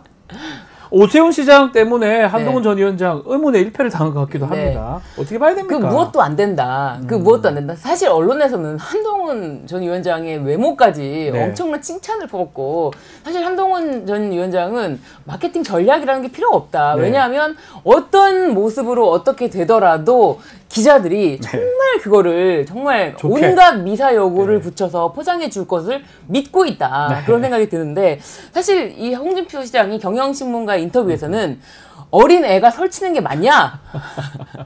이 당이 어떤 당인데 점령군처럼 들어와서 어린 애가 설치는 게 맞냐? 이렇게 어린 애라고까지 표현했어요. 네.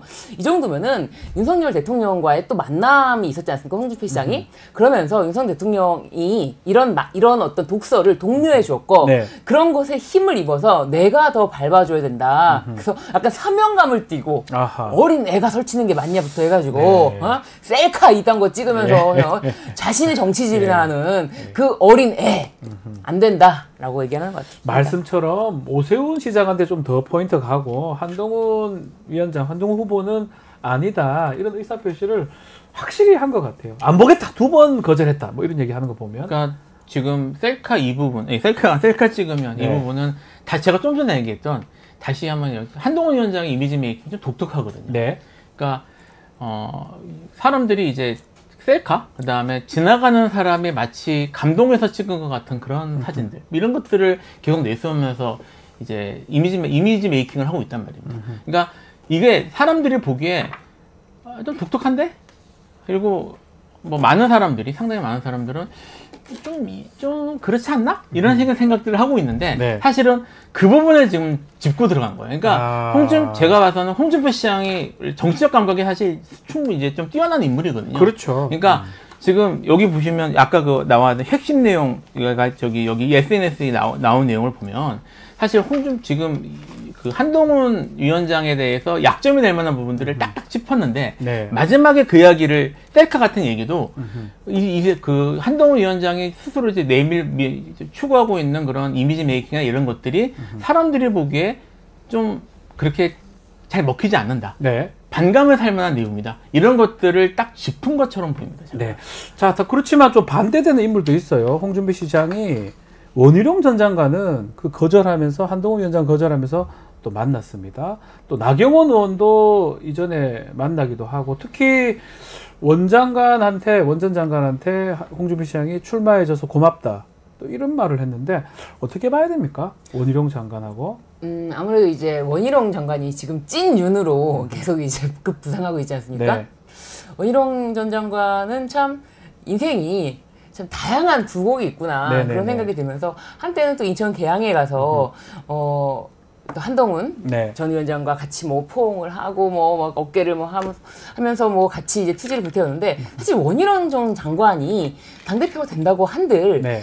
개항에서 이재명 대표에게 이 선거로 졌잖아요. 예, 졌지 않습니까? 그렇기 때문에 원희룡 전 장관이 된들 민주당에서는 뭐 전혀 개의치가 않고 한동훈 전 장관도 한동훈 뭐 전 위원장도 마찬가지로 네. 사실 총선을 이끈 그 참패에 대해서 과연 이 책임이 있는가 이거에 대해서 홍준표 시장은 지목하는 것 같아요. 네. 총선 참패를 이끌었는데 지금 이게 뭐 하는 짓이냐 이런 점을 지적할 수밖에 없죠. 알겠습니다. 오늘 홍준표 시장 얘기만 계속 네, 하는데 그러게요. 어떻게 나중에 뭐 원희룡 장관하고 지금 나경원 의원하고는 둘이 좀 합칠 가능성도 있을까요? 뭐 지금 뭐 이제 여론조사적으로 결과가 나오기 때문에 네. 여론조사만으로 되는 건 아니니까요. 좀 봐야 되겠지만 합치는 게 시너지가 나고 이제 한동훈 전 위원장과 이제 할 만한 상황이 된다. 어쨌든 그 여론 지지율은 크게 차이가 나는 걸로 알고 있으니까요. 된다고 생각하면은 가능성은 있겠죠. 가능성도 있다. 네. 알겠습니다. 연대론 아주 나오고 있다라고 지금 얘기를 하고 있습니다. 자, 국민의힘도 그렇지만 민주당도 전당대회 지금 준비가 되고 있습니다. 후보들 아마 곧 접수될 거로 보이는데, 자, 그렇지만 이재명 전 대표입니다. 연임 도전을 좀 하면서 대항마가 지금 없는 상황입니다. 대항마 있습니까 지금? 그런데 저는 네. 이 전당대회에서 뭐 이제 계속 이제 보도되는 바로는 대항마가 없으면 흥행을 못하지 않겠느냐 이런 이야기가 나오고 있는데 네. 저는 이거는 좀 달리 봐야 된다고 생각합니다. 지금 국민들이 정치에 좀 무관심하다가 당 대표가 선출될 때 당원들의 의견을 물어보는 당원들의 투표가 있으니까 이런 것 때문에 좀 더 정치에 관심을 갖게 되고 네. 그리고 뭐 전당대회 컨벤션 효과라고 해서 좀 당 지지율도 올라가고 이런 모습 때문에 좀 흥행이라는 말이 나오고 있는데 사실 정치라는 게 지금 이렇게 흔히 말하는 흥행과는 무관하다라는 생각이 드는 게 지금 법사위 회의를 보면서 많은 국민들이 그거를 실시간으로 네. 시청을 하면서 엄청나게 열기가 뜨거웠거든요. 그렇기 때문에 민주당에서 강하게 국회를 좀 진두지휘하는 모습을 보면서 네. 좀 정치 효능감을 느끼고 있기 때문에 그 강한 민주당이 계속 되려면은 오히려 뭐 다른 전당대회에서 여러 후보가 난립돼서 뭐 누가 함께 뭐 누가 과연 될 것인가에 대한 아니면 누가 뭐 이재명 전 대표를 뭐 좀 더 뭐 치고 나가느냐 이런 모습을 기대하는 게 아니거든요. 국민들의 기대에 부응하는 모습을 보여줄 때 당의 존재의 의미가 있다고 생각하기 때문에 이게 전당대회에 다른 대항마가 있고 후보가 난립돼서 경쟁이 돼야지만 국민들이 지지를 받고 컨벤션 효과가 있다고 생각하지 않거든요. 그래서 지금 저는 이재명 대표의 연임에 대해서 민주당원들이 하나같이 다 찬성하는 입장이라면은 전혀 걱정할 필요 없이 민주당을 강하게 지지하고 있다. 그런 마음을 알면은 흥행과 이런 거는 무관하다라고 생각이 듭니다. 어떻게 보십니까? 지금 말씀은 이제 뭐 법사위나 이런 국회 상황이 더 중요한 거 아니냐 이렇게 좀 짚어주셨는데 그러니까 지금 컨벤션 효과가 사실 중요한 시점은 아닙니다. 왜냐하면 그런 게 중요한 때는 언제냐면 선거가 얼마 남지 않았을 때. 네, 그런 게 중요할 때고요. 예. 지금 민주당에서 이미 선거는 중요 선거는 다 끝났고 뭐 다음 중요 선거는 이제 2년 남았기 때문에 네. 지금 뭐 흥행이나 이런 것들이 중요한 건 아닙니다. 근데 사실 좀 더 근본적으로 일단 사견이라는 걸 전제로 하고요. 예, 사견으로. 예, 제가 이재명 대표 관련된 거는 예. 조심을 해야 되기 때문에 재판 진행자이기 때문에 변호인이죠. 사견을 전제로 하고 말씀을 드리면 좀 더 근본적인 문제가 있어요. 네.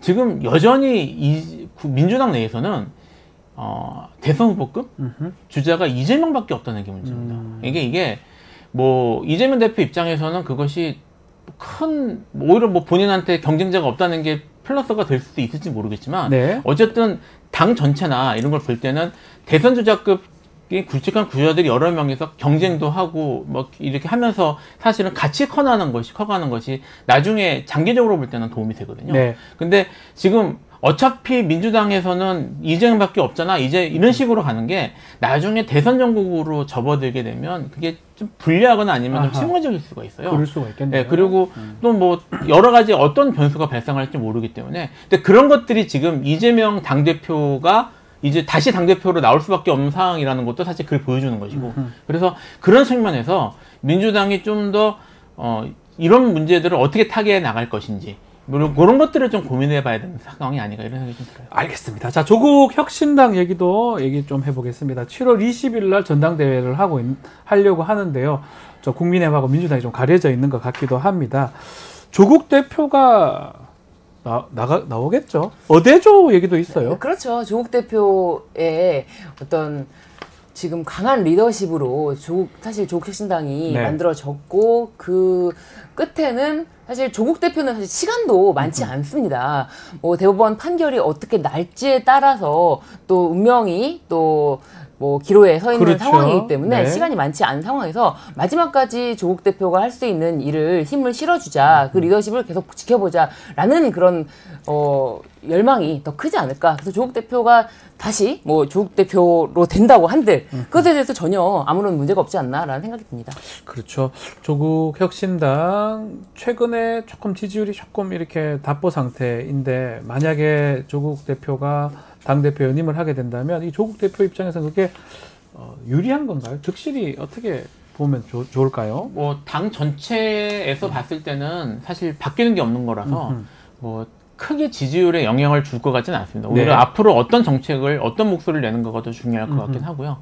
뭐 조국 혁신당 같은 경우에는 어찌되었든 조국이라는 인물을 중심으로 시작된 당이고 그쪽으로 뭉친 당이기 때문에 뭐 장기적으로 봤을 때는 조국이라는 인물이 테두리를 벗어나는 게 뭐 장기적으로는 당 입장에서는 좋겠지만 네. 현 단계에서는 그다지 선택의 여지가 없을 것 같긴 해서요. 예. 뭐 지금 중요한 거는 이제 당대표가 바뀌는 것이 중요한 게 아니라 지금 말씀드린 것처럼 앞으로 이제 검찰개혁이나 이런 데 이니셔티브를 쥐고 지금 가려고 노력을 하잖아요. 그런 데서 좀 더 선명하고 그다음에 이제 강력한 추진력 이런 걸 가지고 이제 사실은 그렇겠죠.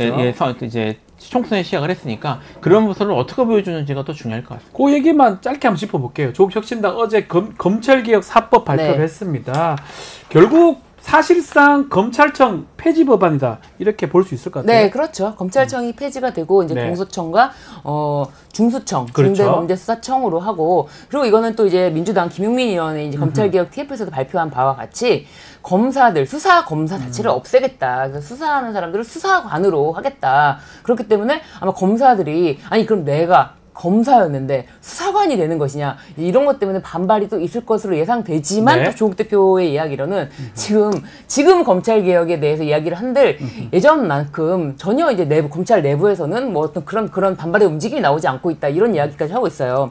그렇기 때문에 검찰 개혁이라는 거는 사실은 오랜 염원이었는데 이것을 이제 윤석열 대통령이 대통령을 하면서 이것은 꼭 필요한 국민적인 수준에까지 내려왔다. 예전에 일반 국민들은 네. 검찰이 나랑 삶의 연관이 뭐가 있냐. 뭐 나는 검찰청 갈 일이 없는데 검찰 개혁 피곤해.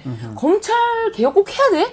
뭐 그래도 뭐 시험도 보고 한 사람들이 잘하겠지라고 막연한 믿음과 좀 관심 바뀌었던 사안을 완전 이제는 더 이상 피할 길이 없다라는 아주 국민적인 관심사로 이끌어낸 분이 윤석열 대통령이잖아요. 네. 네, 그렇기 때문에 윤석열 대통령이 검찰 개혁의 꽃이다라는 생각이 듭니다. 알겠습니다. 자, 오늘 말씀 이슈 3합 여기서 마무리를 하겠습니다. 김필성 변호사, 또 신유진 변호사 함께했습니다. 오늘 말씀 감사합니다. 감사합니다. 네, 자. 이어서 2부 뉴스 인사 프라임이 바로 진행이 됩니다. 더 재밌고 은밀한 이야기 지금부터니까요. 어디 가지 마시고 조금만 기다려 주십시오. 잠시 후에 다시 뵙겠습니다. 감사합니다.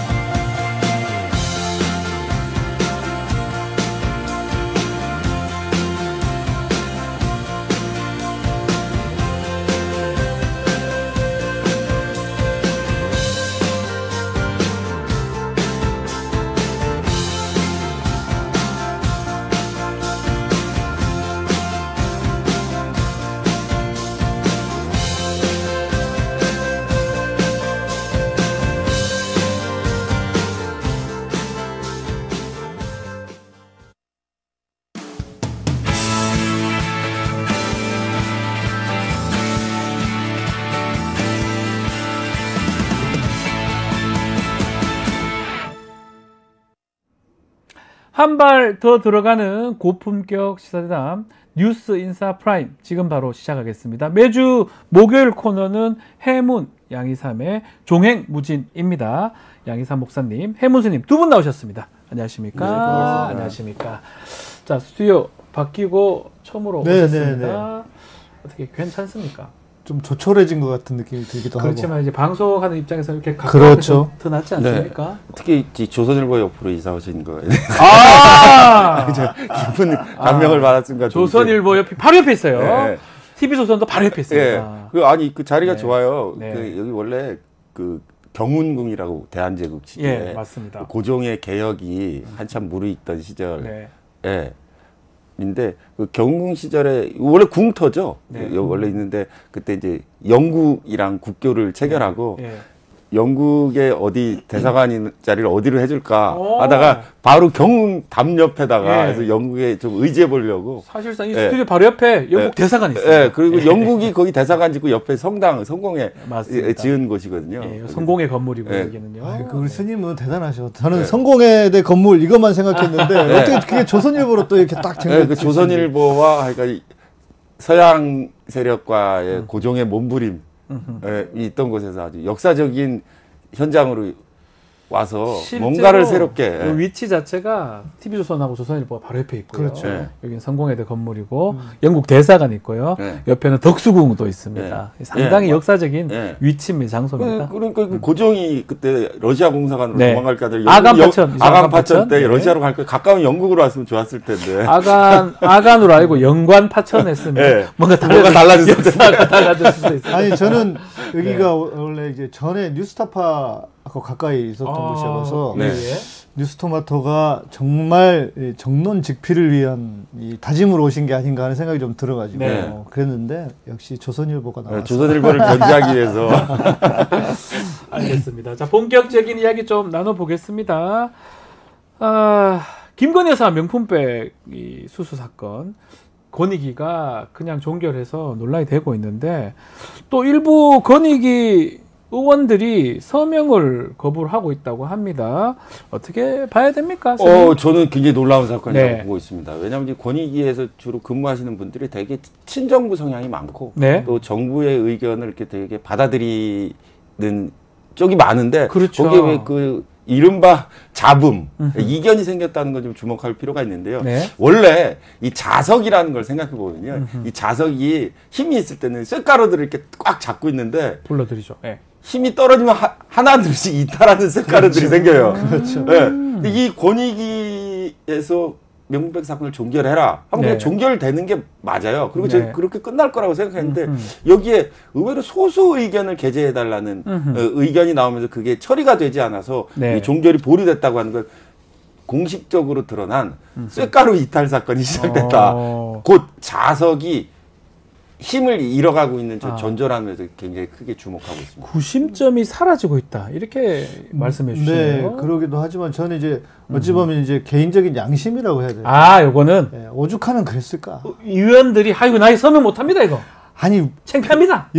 그러고 나서 얼마나 많은 그 조롱성 질문들이 막 올라갔습니까? 그렇죠. 시민들이 그러니까 그 정도 상황은 본인들이 볼 때도 야 이건 정말 너무 부끄럽고 너무 창피하다. 그러니까 물론. 세상은 저는 이제 송곳들이 삐죽이 나오는 송곳들이 세상을 바꾼다고 보는데 거기도 송곳들이 있겠죠. 우리 사회 어디든지 다 있지 않습니까? 권익위도. 자, 김건희 여사 얘기 좀 나온 김에 조금 더 해보면 우리 최상병 사망 사건 수사 외압 이게 이제 외압이 된 거 부분은 지금 청문회도 했었고 어느 정도 얘기가 좀 계속 나오고 있는데 그렇다면 왜 임성근이를 저렇게 임성근 전 사단장 살리려고 했느냐 이 부분에 대해서 상당히 좀 그 부분이 확인이 안 되고 있었는데 지금 뭐 하나가 큰 게 하나 나왔습니다. 이 내용이 뭐냐면 골프 갔냐 안 갔냐 뭐 이런 질문을 아마 청문회 과정에서 했었는데 그 이모 씨입니다. 이모 씨. 이 이모 씨는 김건희 여사랑 관련성이 있는 사람이고요. 결국 모른다고 했는데 알았을 만한, 골프를 갔을 만한 정황이 지금 보도가 됐습니다. 결국 청문회에서 얘기했던 거, 그 임성근 사단장 얘기는 거짓말이 될 거고, 왜 부분이 확인될 수도 있지 않나 이런 얘기가 있습니다. 지난주에 제가 그런 말씀드렸어요. 네. 코난 도일이나 아가사 크리스티 스토리 소설에 다 모여있을 때. 다 모여있을 때 전혀 의외의 인물이 터지게 돼 있어요. 근데 지난주 청문회 때문에 다 모였는데 그 반전이 없어가지고 좀 김 빠졌다 했는데 저도 해무스님 말씀대로 안 되는구나. 맞아요. 이거는 그런 생각이 있었어요. 근데 며칠 지나서 의외의 반전이 저렇게 전혀 생각지도 못했던 골프 모임에서 카톡 단톡방에 메시지가 공개되면서 반전이 시작됐습니다. 예, 거짓말을 한 거죠. 그러면 임성근 전 사단장이 골프도 안 친다. 저 사람 모른다 했는데 알았던 것 같아요. 그러니까 제가 이제 그 공군 장교로 있었기 때문에 특히 공군 부대는 비행단에는 다 골프장이 체력단련장이 다 있죠. 체력단련장이라는 미명으로 골프장이 있습니다. 아마 해병대도 아마 거기에 있었던 것 같습니다. 그러면 저런 행사들이 자주 있어요. 가끔씩 있습니다. 그러면 저건 뭐냐면 그냥 아무나 드리겠습니까? 안 되죠. 안 되죠. 그래도 뭐 민간하고 뭔가 이렇게 해서 민간에서 뭔가 활동을 하고 나름 뭐 이름도 있고 뭐 이익이 되고 할 만한 사람들을 드리는 거기 때문에 저거는 뭐 그 거짓말이 들통났다 이렇게 봐야 될 것 같고 성경에도 감추인 것이 드러나지 않는 법이 없다 이런 말씀이 있는데 그 과정으로 봐야 되지 않을까 싶습니다. 저도 뭐 육군 장교를 하다 보니까 군부대 골프장 체력단련장은 자주 예전에 군부대에 있을 때 자주 가고 또 말씀처럼 아무나 오는 게 아니에요. 민간인들 초청을 받고 뭐 하기 때문에 임 전 사단장 한 번도 본 적 없다라고 부인했던 거 이거는 진실이 아닐 가능성이 높아 보이는데 어떻습니까? 그러니까 다시 추리소설 이야기 그러면 해주십시오. 중대한 반전이 일어난 뒤에는 그 지금까지 나왔던 사람들은 다 이제 수사선상에서 사라져야 돼요. 수사선상에 사라지고 저 골프 모임 저 카톡방에 나왔던 김건희 여사를 잘 아는 어떤 사람 이모 씨 그 이모 씨와 연결된 또 한 번의 이제 반전이 돼야 이제 마무리로 가는 거거든요. 소설적 구성이. 근데 저는 저 이모 씨가 지금까지 앞에 있던 사람들이 사라지면서 이모 씨에게 포커스가 맡겨지고 거기서 튀어나오는 어떤 사람 그가 진범이라고 생각합니다. 그러니까 핵심은 그거 아닙니까? 이모 씨가 그럼 어떤 인물이냐? 김건희와 함께 도이치 공범, 도이치 모터스 주가 조작 공범이라는 거 아닙니까? 우연의 일치일 수 있지만 하여튼 그렇게 겹쳐져 있어요. 사람이. 그러니까 그러면 누가 봐도 이거는 의심을 할 수밖에 없는 거잖아요. 그러니까 대통령이 그렇게 호떡집에 불난 것처럼 막 전화를 할 때 도대체 그렇게 호떡집 불난 것처럼 전화를 하게 할 수 있는 사람이 누구이겠는가? 맨날 같이 옆에 있으면서 빨리 해봐 빨리 해봐 이 사람도 해보고 저 사람도 해보고 해봐야지 이렇게 하는 근데 그렇게 다 유추할 수밖에 없는 정황이 맞아 들어가고 있는 게 아닌가. 자, 뭐 결국 이 부분도 앞으로 우리 해문스님 말씀 또 우리 목사님 말씀하신 것처럼 앞으로 또 다른 증거 계속 증거 앞에 진실을 가릴 수가 없습니다. 잠깐은 가릴 수가 있고 잠깐은 못 보게 할 수 있지만 결국은 다 드러나잖아요. 근데 그걸 모르고 계속 거짓말하고 순간만 방어하려 하다 보니까 뭐 모른다면서요. 모른다 그랬잖아요. 골프 한 번도 안 쳤다면서요. 이게 뭡니까? 국민 앞에서 거짓말하는 꼴이 되는 거잖아요. 근데 그 임성근 사단장은 보니까 전력이 좀 있더라고요. 그 대대장 시절에 유격 훈련장에서 사병이 그 훈련 중에 사고를 당했는데 본인이 책임을 안 지고 회피를 했어요. 그 방법이 뭐였냐면 유격 관리하는 이건 유격장에서 일어난 사건이니까 유격장 관리를 잘못해서 일어난 일이다 해서 그 무슨 대위인가가 처벌받고 본인이 싹 빠져갔어요. 본인은 빠져나갔습니다. 야 대단한 스킬을 가지고 있는 분이고 안타까운지 훌륭한 건지 모르겠지만 이 사람이 크리스찬이라는 거예요. 참 내 목사로서 내가 교인입니까? 교인이랍니다. 믿는 사람입니까? 네, 죽겠습니다. 이놈의 교회 진짜 어떻게 해야 될지 모르겠습니다. 한편 또 해문스님 웃으시네요. 아니 그 크리스찬과 임성근 사단장과 최상병 사건은 관련 없다. 아니, 워낙 화가 나셔서 그 말씀 하시는 것 같습니다. 자, 그 최상병 특검 입법 청문회 이후에 국회 일정을 아마 보이콧 계속하던 국민의힘 이렇게 했다가는 우리 안 되겠다라고 아마 생각이 들었던 것 같아요. 백기를 들고 국회로 다 복귀를 했습니다. 다만 복귀하면서 원내대표가 책임을 지고 추경호 원내대표 지금 사의를 표명하고 백령도에 갔어요. 백령도. 어떻게 봐야 됩니까? 왜 갔어요? 목사님이랑 얘기하는 우리 그저 대기실에서 잠깐 얘기했는데 예. 왜 추경호는 하필 백령도 갔습니까? 그래서 이거에 대해서 사람들이 의문을 풀지 못하고 해병대가 여기 또 있긴 됩니다. 해병대가 있습니다. 근데 그 해병대를 상기시키기 위해서 가진 건 아닐 것 같은데. 하필이면. 네. 그래서 제가 이렇게 여러 가지 생각했는데 백령도는 그 우리나라에서 가장 그 가기 어려운 곳 중에 하나예요. 예. 배가 끊어지면 못 돌아오기도 합니다. 주로 풍랑이 많아요. 맞습니다. 근데 왜 백령도로 갔냐? 네. 제1가서는 이제 나를 찾아오지 마라. 네. 이런 거가 있을 것 같은데 그러면 그 뭐 울릉도 정도 가시지. 왜 백령도인가? 사실 울릉도가 돼요. 네. 울릉도가 되잖아요. 왜 백령도인가? 특이합니다. 네. 백령도. 그래서 제가 생각해 보니까 저 백령도에 대한 여러 가지 전설이 있는데 네. 그 백령도가 심청이가 그 눈먼 아버지의 눈을 뜨기 위해서 몸을 던진 인당수가 백령도 앞바다입니다. 그래서 이제 자기를 던져서 눈먼 아버지 눈을 띄우겠다는 국민의힘의 눈을 뜨게 해야겠다. 그 절박한 심정으로 백령도에 가셔서 혹시 진짜 몸을 던지시지는 않을까. 네, 그래서 제가 약간 우려하고 있는데 뭐 아직까지 보도에 의하면 직접 인당수에 뛰어들지는 않으신 것 같은데. 예. 지금 국민의힘 의원들은 돌아와라 재신임을 요청한 상황이긴 하거든요. 근데 실은 그거는 제가 이제 취재한 기자에 들어봤는데 이미 다 7개 받기로 했고 그렇게 했답니다. 이거 민주당하고 다 합의가 끝난 상태고 이게 지금 짜고 치는 고스톱처럼 그렇게 움직이는 건데 스님에 이어서 저도 약간의 희생설, 자기 희생설이 하나 있는데 백령도를 가서 본인이 그래도 여당의 이제 어찌됐건 그 당대표 뭐 비대위원장이긴 했지만 가서 백령도를 감으로 인해서 북한의 포격을 방어하기 위한 본인이요? 그럴 일은 없을 것 같고. 네. 근데 결국은 이게 아닐까 싶어요. 그 이번에 그 청문회도 그렇고 그걸 받아 이러면서 대통령실로부터 쌍욕을 들은 이 분께서 본인이 지금까지 살면서 들은 이런 그 비루함을 경험한 적이 없어서 실망과 좌절과 또 분도 때문에 에라이 하면서 그렇게 가신 게 아닌가. 백령도로 간 것이다. 아닐까? 그렇습니다.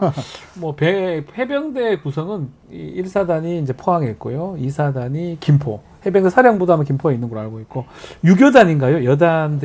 해병 여단들이 백령도에 있습니다. 네, 그 얘기만 또 말씀 또 드리겠습니다.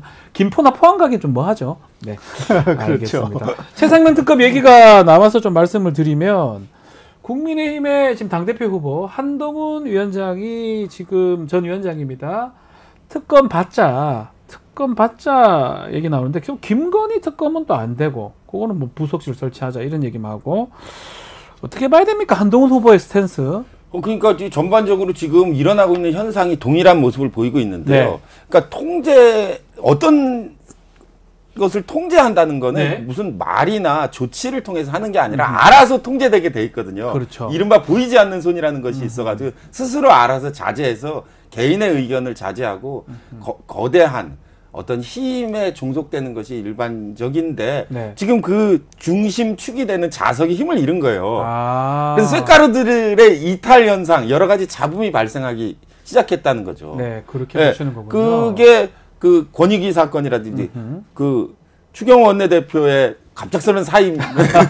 그것도 쇳가루 이탈로 보시는 거군요. 쇳가루 때문에. 그리고 한동훈 위원장의 최상병 특검 문제, 이것도 전형적인 쇳가루 이탈입니다. 쇳가루 이탈 부분은 자석이 힘을 잃었기 때문에 각자 자기 목소리를 내기 시작하는 거예요. 안 그러면 만약 자석이 힘이 있다면 쇳가루 이탈하지 않기 때문에 헛소리나 다른 소리를 못해서 얼마 전까지 그랬지 않습니까? 총선 전에는. 근데 그러면서도 이 좀 디테일을 들어가 보면 최상병 특검을 민주당이 발의한 건 안 받고 자기가 다시 하겠다는 거 아닙니까? 맞아요. 그런데 그거는 들어가 보면 뭐 대한변협 출신을 통해서 변호사들 통해서 받겠다고 하는데 이미 거기가 보수화돼 있고 좀 자기 손을 탈 수 있을 것 같으니 그러니까 형식적으로는 뭔가 최상병 특검은 너무 이제 이 국민적인 저항을 받고 자기 장사도 해야 될 것 같고 그러니까 받는데 그 형식은 그래도 어찌됐건 뭐 자기가 상해를 받지 않는 정도 수준에서 하려고 하는 잔머리 이렇게 봐야죠.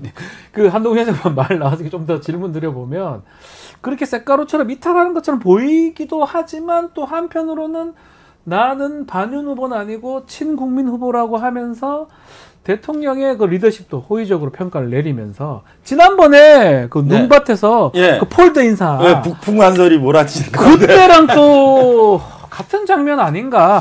덤볐다가 또 안 덤비는 굽히는. 그러니까 이렇게 생각하고 있어요. 아바타론을 적용해 보면 아바타나 꼭두각시 론인데 꼭두각시라는 것은 자기가 움직이는 게 아니라 그 실이 하나 이렇게 연결되어 있어요. 실이 연결돼 있다. 실이 연결돼서 그 조정하는 사람에 의해서 움직이는데 지금 한동훈 위원장의 변화된 모습은 그 실 중에 몇 개가 끊어졌어요. 끊어졌다. 그렇지만 연결된 거는 있어요. 근데 한 반 정도 잘라져 가지고 꼭두각시가 그 실에 의해서 움직이지 않고 스스로 움직이고 있다는. 약간 조금씩은.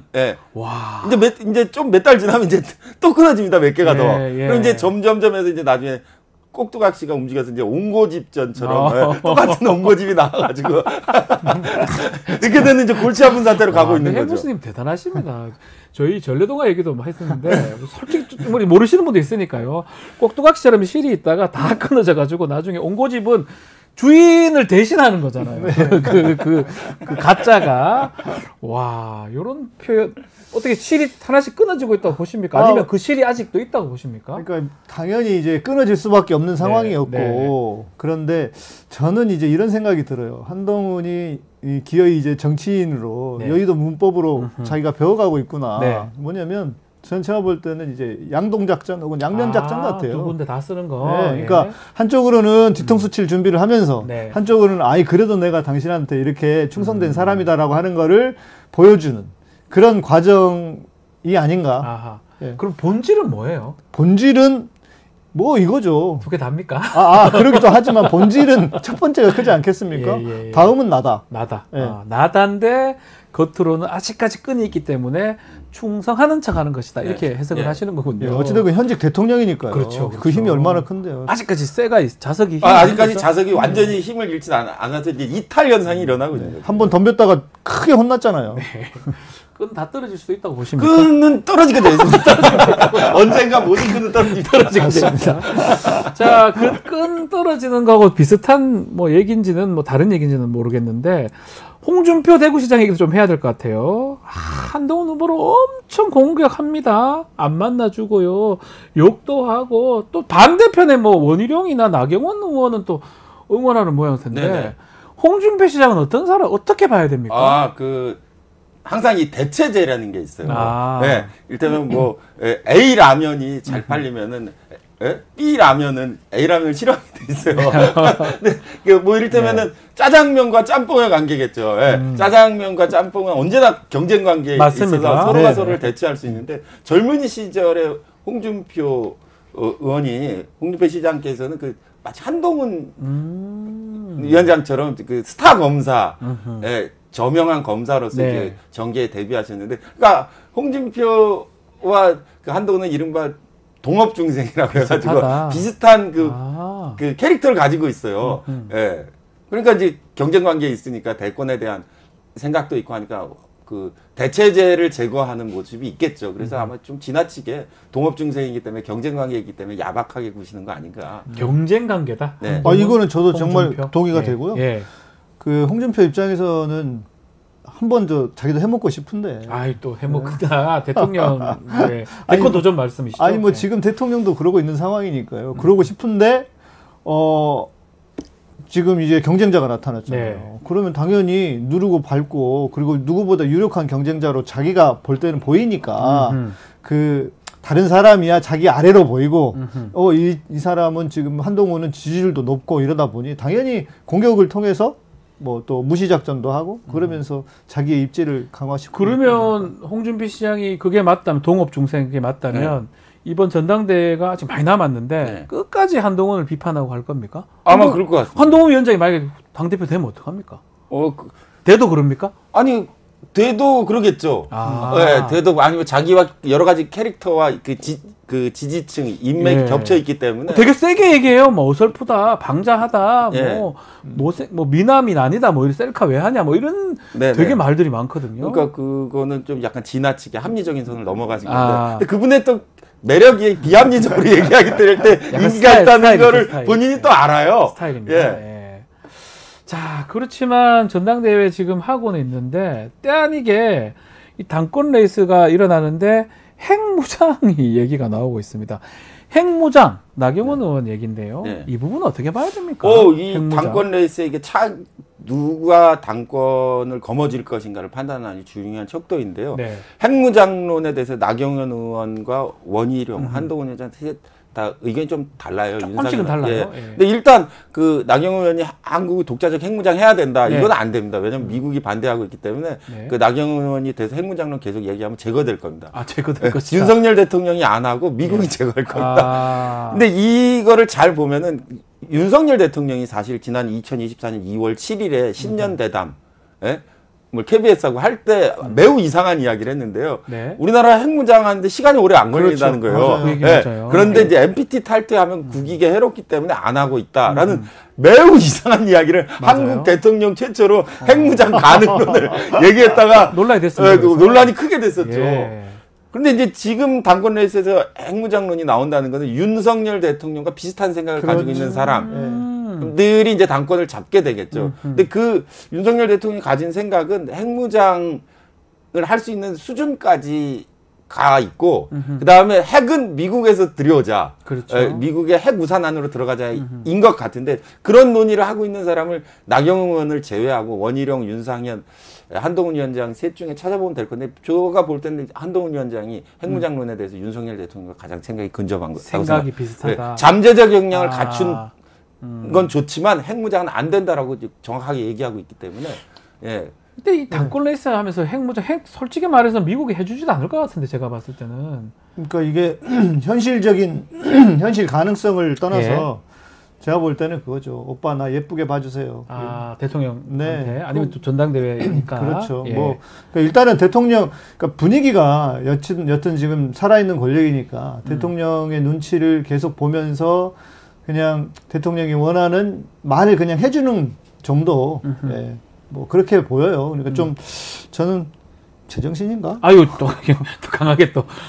어쨌든 당권 레이스에서 조금 유력하게 아니면 그래도 난 이쪽 사람이다 보이기 위해서 핵 얘기를 하는 것이다. 그러니까 왜 제가 이런 말씀을 드리냐면 아니 나라의 운명 뭐 이런 건 중요한 게 아니고 자기가 무슨 당장에 뭘 어느 자리를 얻는가만 생각하고 하는 말 아닙니까?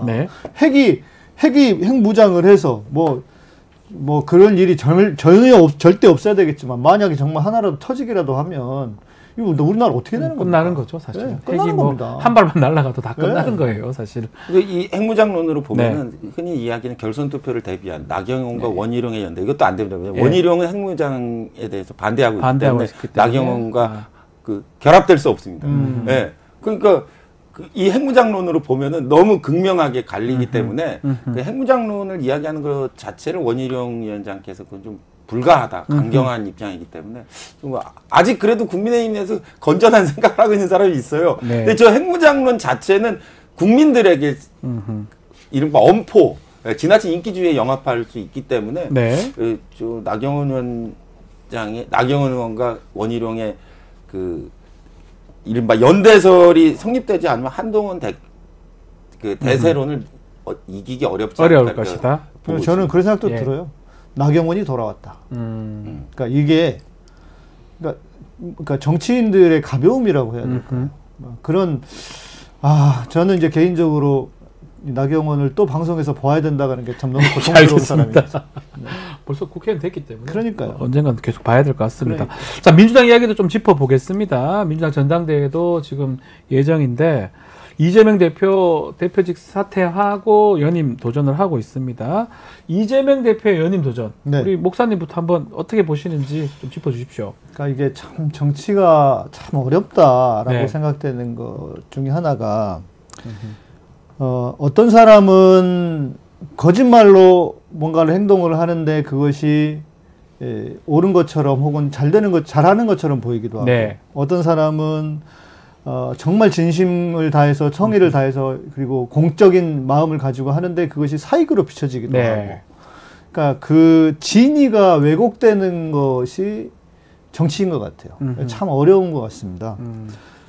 이제 그런 차원에서 놓고 보면 그런데 형식이 비슷하단 말이에요. 뭐 지금 나오고 있는 게 예를 들어서 뭐 무슨 이재명 사당화다, 이재명 욕심이 많고 뭐 이렇게 비춰지는 어떤 그런 형식이 비슷해버리기 때문에. 네. 그러니까 제가 이제 좀 그 주의 깊게 민주당 안에 내부 개혁 관련한 걸 좀 계속 지켜보는 그 방송을 제가 따로 이렇게 하고도 있는데, 지금 민주당은 어찌 보면 이제 역사적인 어떤 탈바꿈이라고 해야 될까요? 네.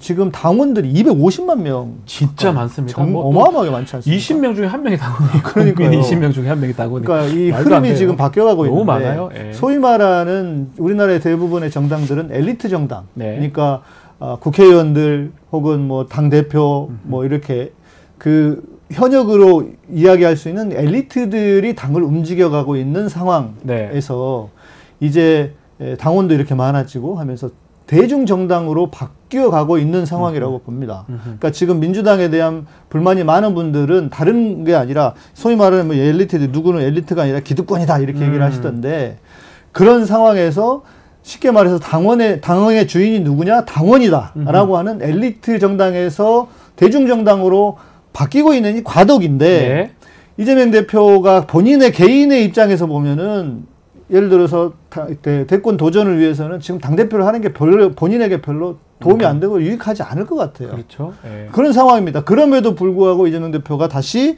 당권을 도전하면서 당대표 연임을 생각하는 이유는 이 대중정당을 완성시키겠다라는 그런 그 마음, 공적인 욕심이 있는 것 같아요. 그런 마음으로 하는 것이고, 그러니까 안타깝게도 보면 지금 민주당이 뭐 추미애 이해찬 대표를 거치면서 개파 정치가 좀 사그라지는 듯 보였다가 다시 그게 다시 누가 돼가지고 이렇게 된 상황이 있는데, 이걸 좀 완성시키기 위한 그런 상황으로 봐야 되지 않을까. 어떻게 보십니까? 지금 말씀대로 뭐 이렇게 해석할 수도 있지만, 뭐 또 한 번 다 하느냐, 그리고 또 비판도 꽤 있는 것 같습니다. 예, 이재명 일극 체제 완성이다. 사실상의 추대 아니냐 이런 비판이 있죠. 근데 뭐 그것이 이제 옳고 그름 시비에 대해서는 뭐 제가 뭐 저까지 뭐 논하기는 그런 것 같고, 저가 보는 관점은 이것도 자성론으로 보면 좋습니다. 예. 국민의힘과 윤석열 대통령 측은 이 쇳가루들의 이탈 때문에 문제가 되고, 맞아요. 여기는 자석이 점점 세가지고 온갖 쇳가루들이 다 붙어가지고 문제가 되는 극명한 대비 현상이기 때문에 안 되네요. 예, 그러니까 이 현상을 보면 자석의 힘이 한쪽은 빠져서 문제고 한쪽은 너무 세져서 문제이기 때문에 이 적정한 수준에서 시간이 좀 걸리겠지만 이게 둘 다 조율이 되면서 뭔가 하나의 새로운 사건이 일어날 거라고 저는 보고 있습니다. 알겠습니다. 그러니까 이렇잖아요. 국회의원들이 그러니까 위치 선정이 빠른 사람들 있지 않습니까? 제일 먼저 움직입니다. 제일 먼저 움직이잖아요. 그래서 보니까 이게 지금 이런 흐름으로 가는 것 같고 이재명 대세론으로 가는 것 같으니까 그냥 바로 가가지고 언제 그랬냐는 듯. 참 보기 흉하다 여기도. 예, 알겠습니다. 자, 오늘 조경무진 여기서 마무리를 하겠습니다. 해무스님, 양희삼 목사님 두 분 말씀 잘 들었습니다. 감사합니다. 자, 뉴스인사 프라임 유튜브 멤버십 회원에게만 우선 서비스가 됩니다. 자, 당일 저녁에 일반인에게 공개가 됩니다. 회원 가입 방법 게시판을 통해서 확인 가능하니까요. 많은 관심 부탁드리고요. 저는 내일 아침에 다시 찾아오겠습니다. 오늘 방송 시청해주셔서 고맙습니다.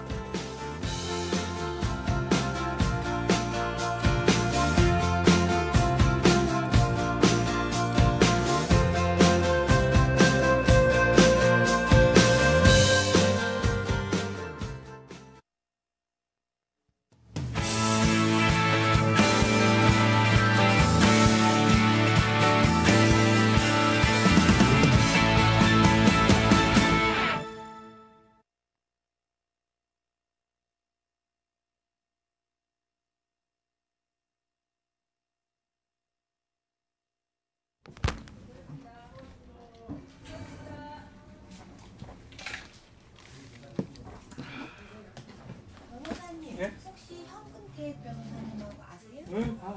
저기 김철근 교수, 저기 김홍국 교수님은 월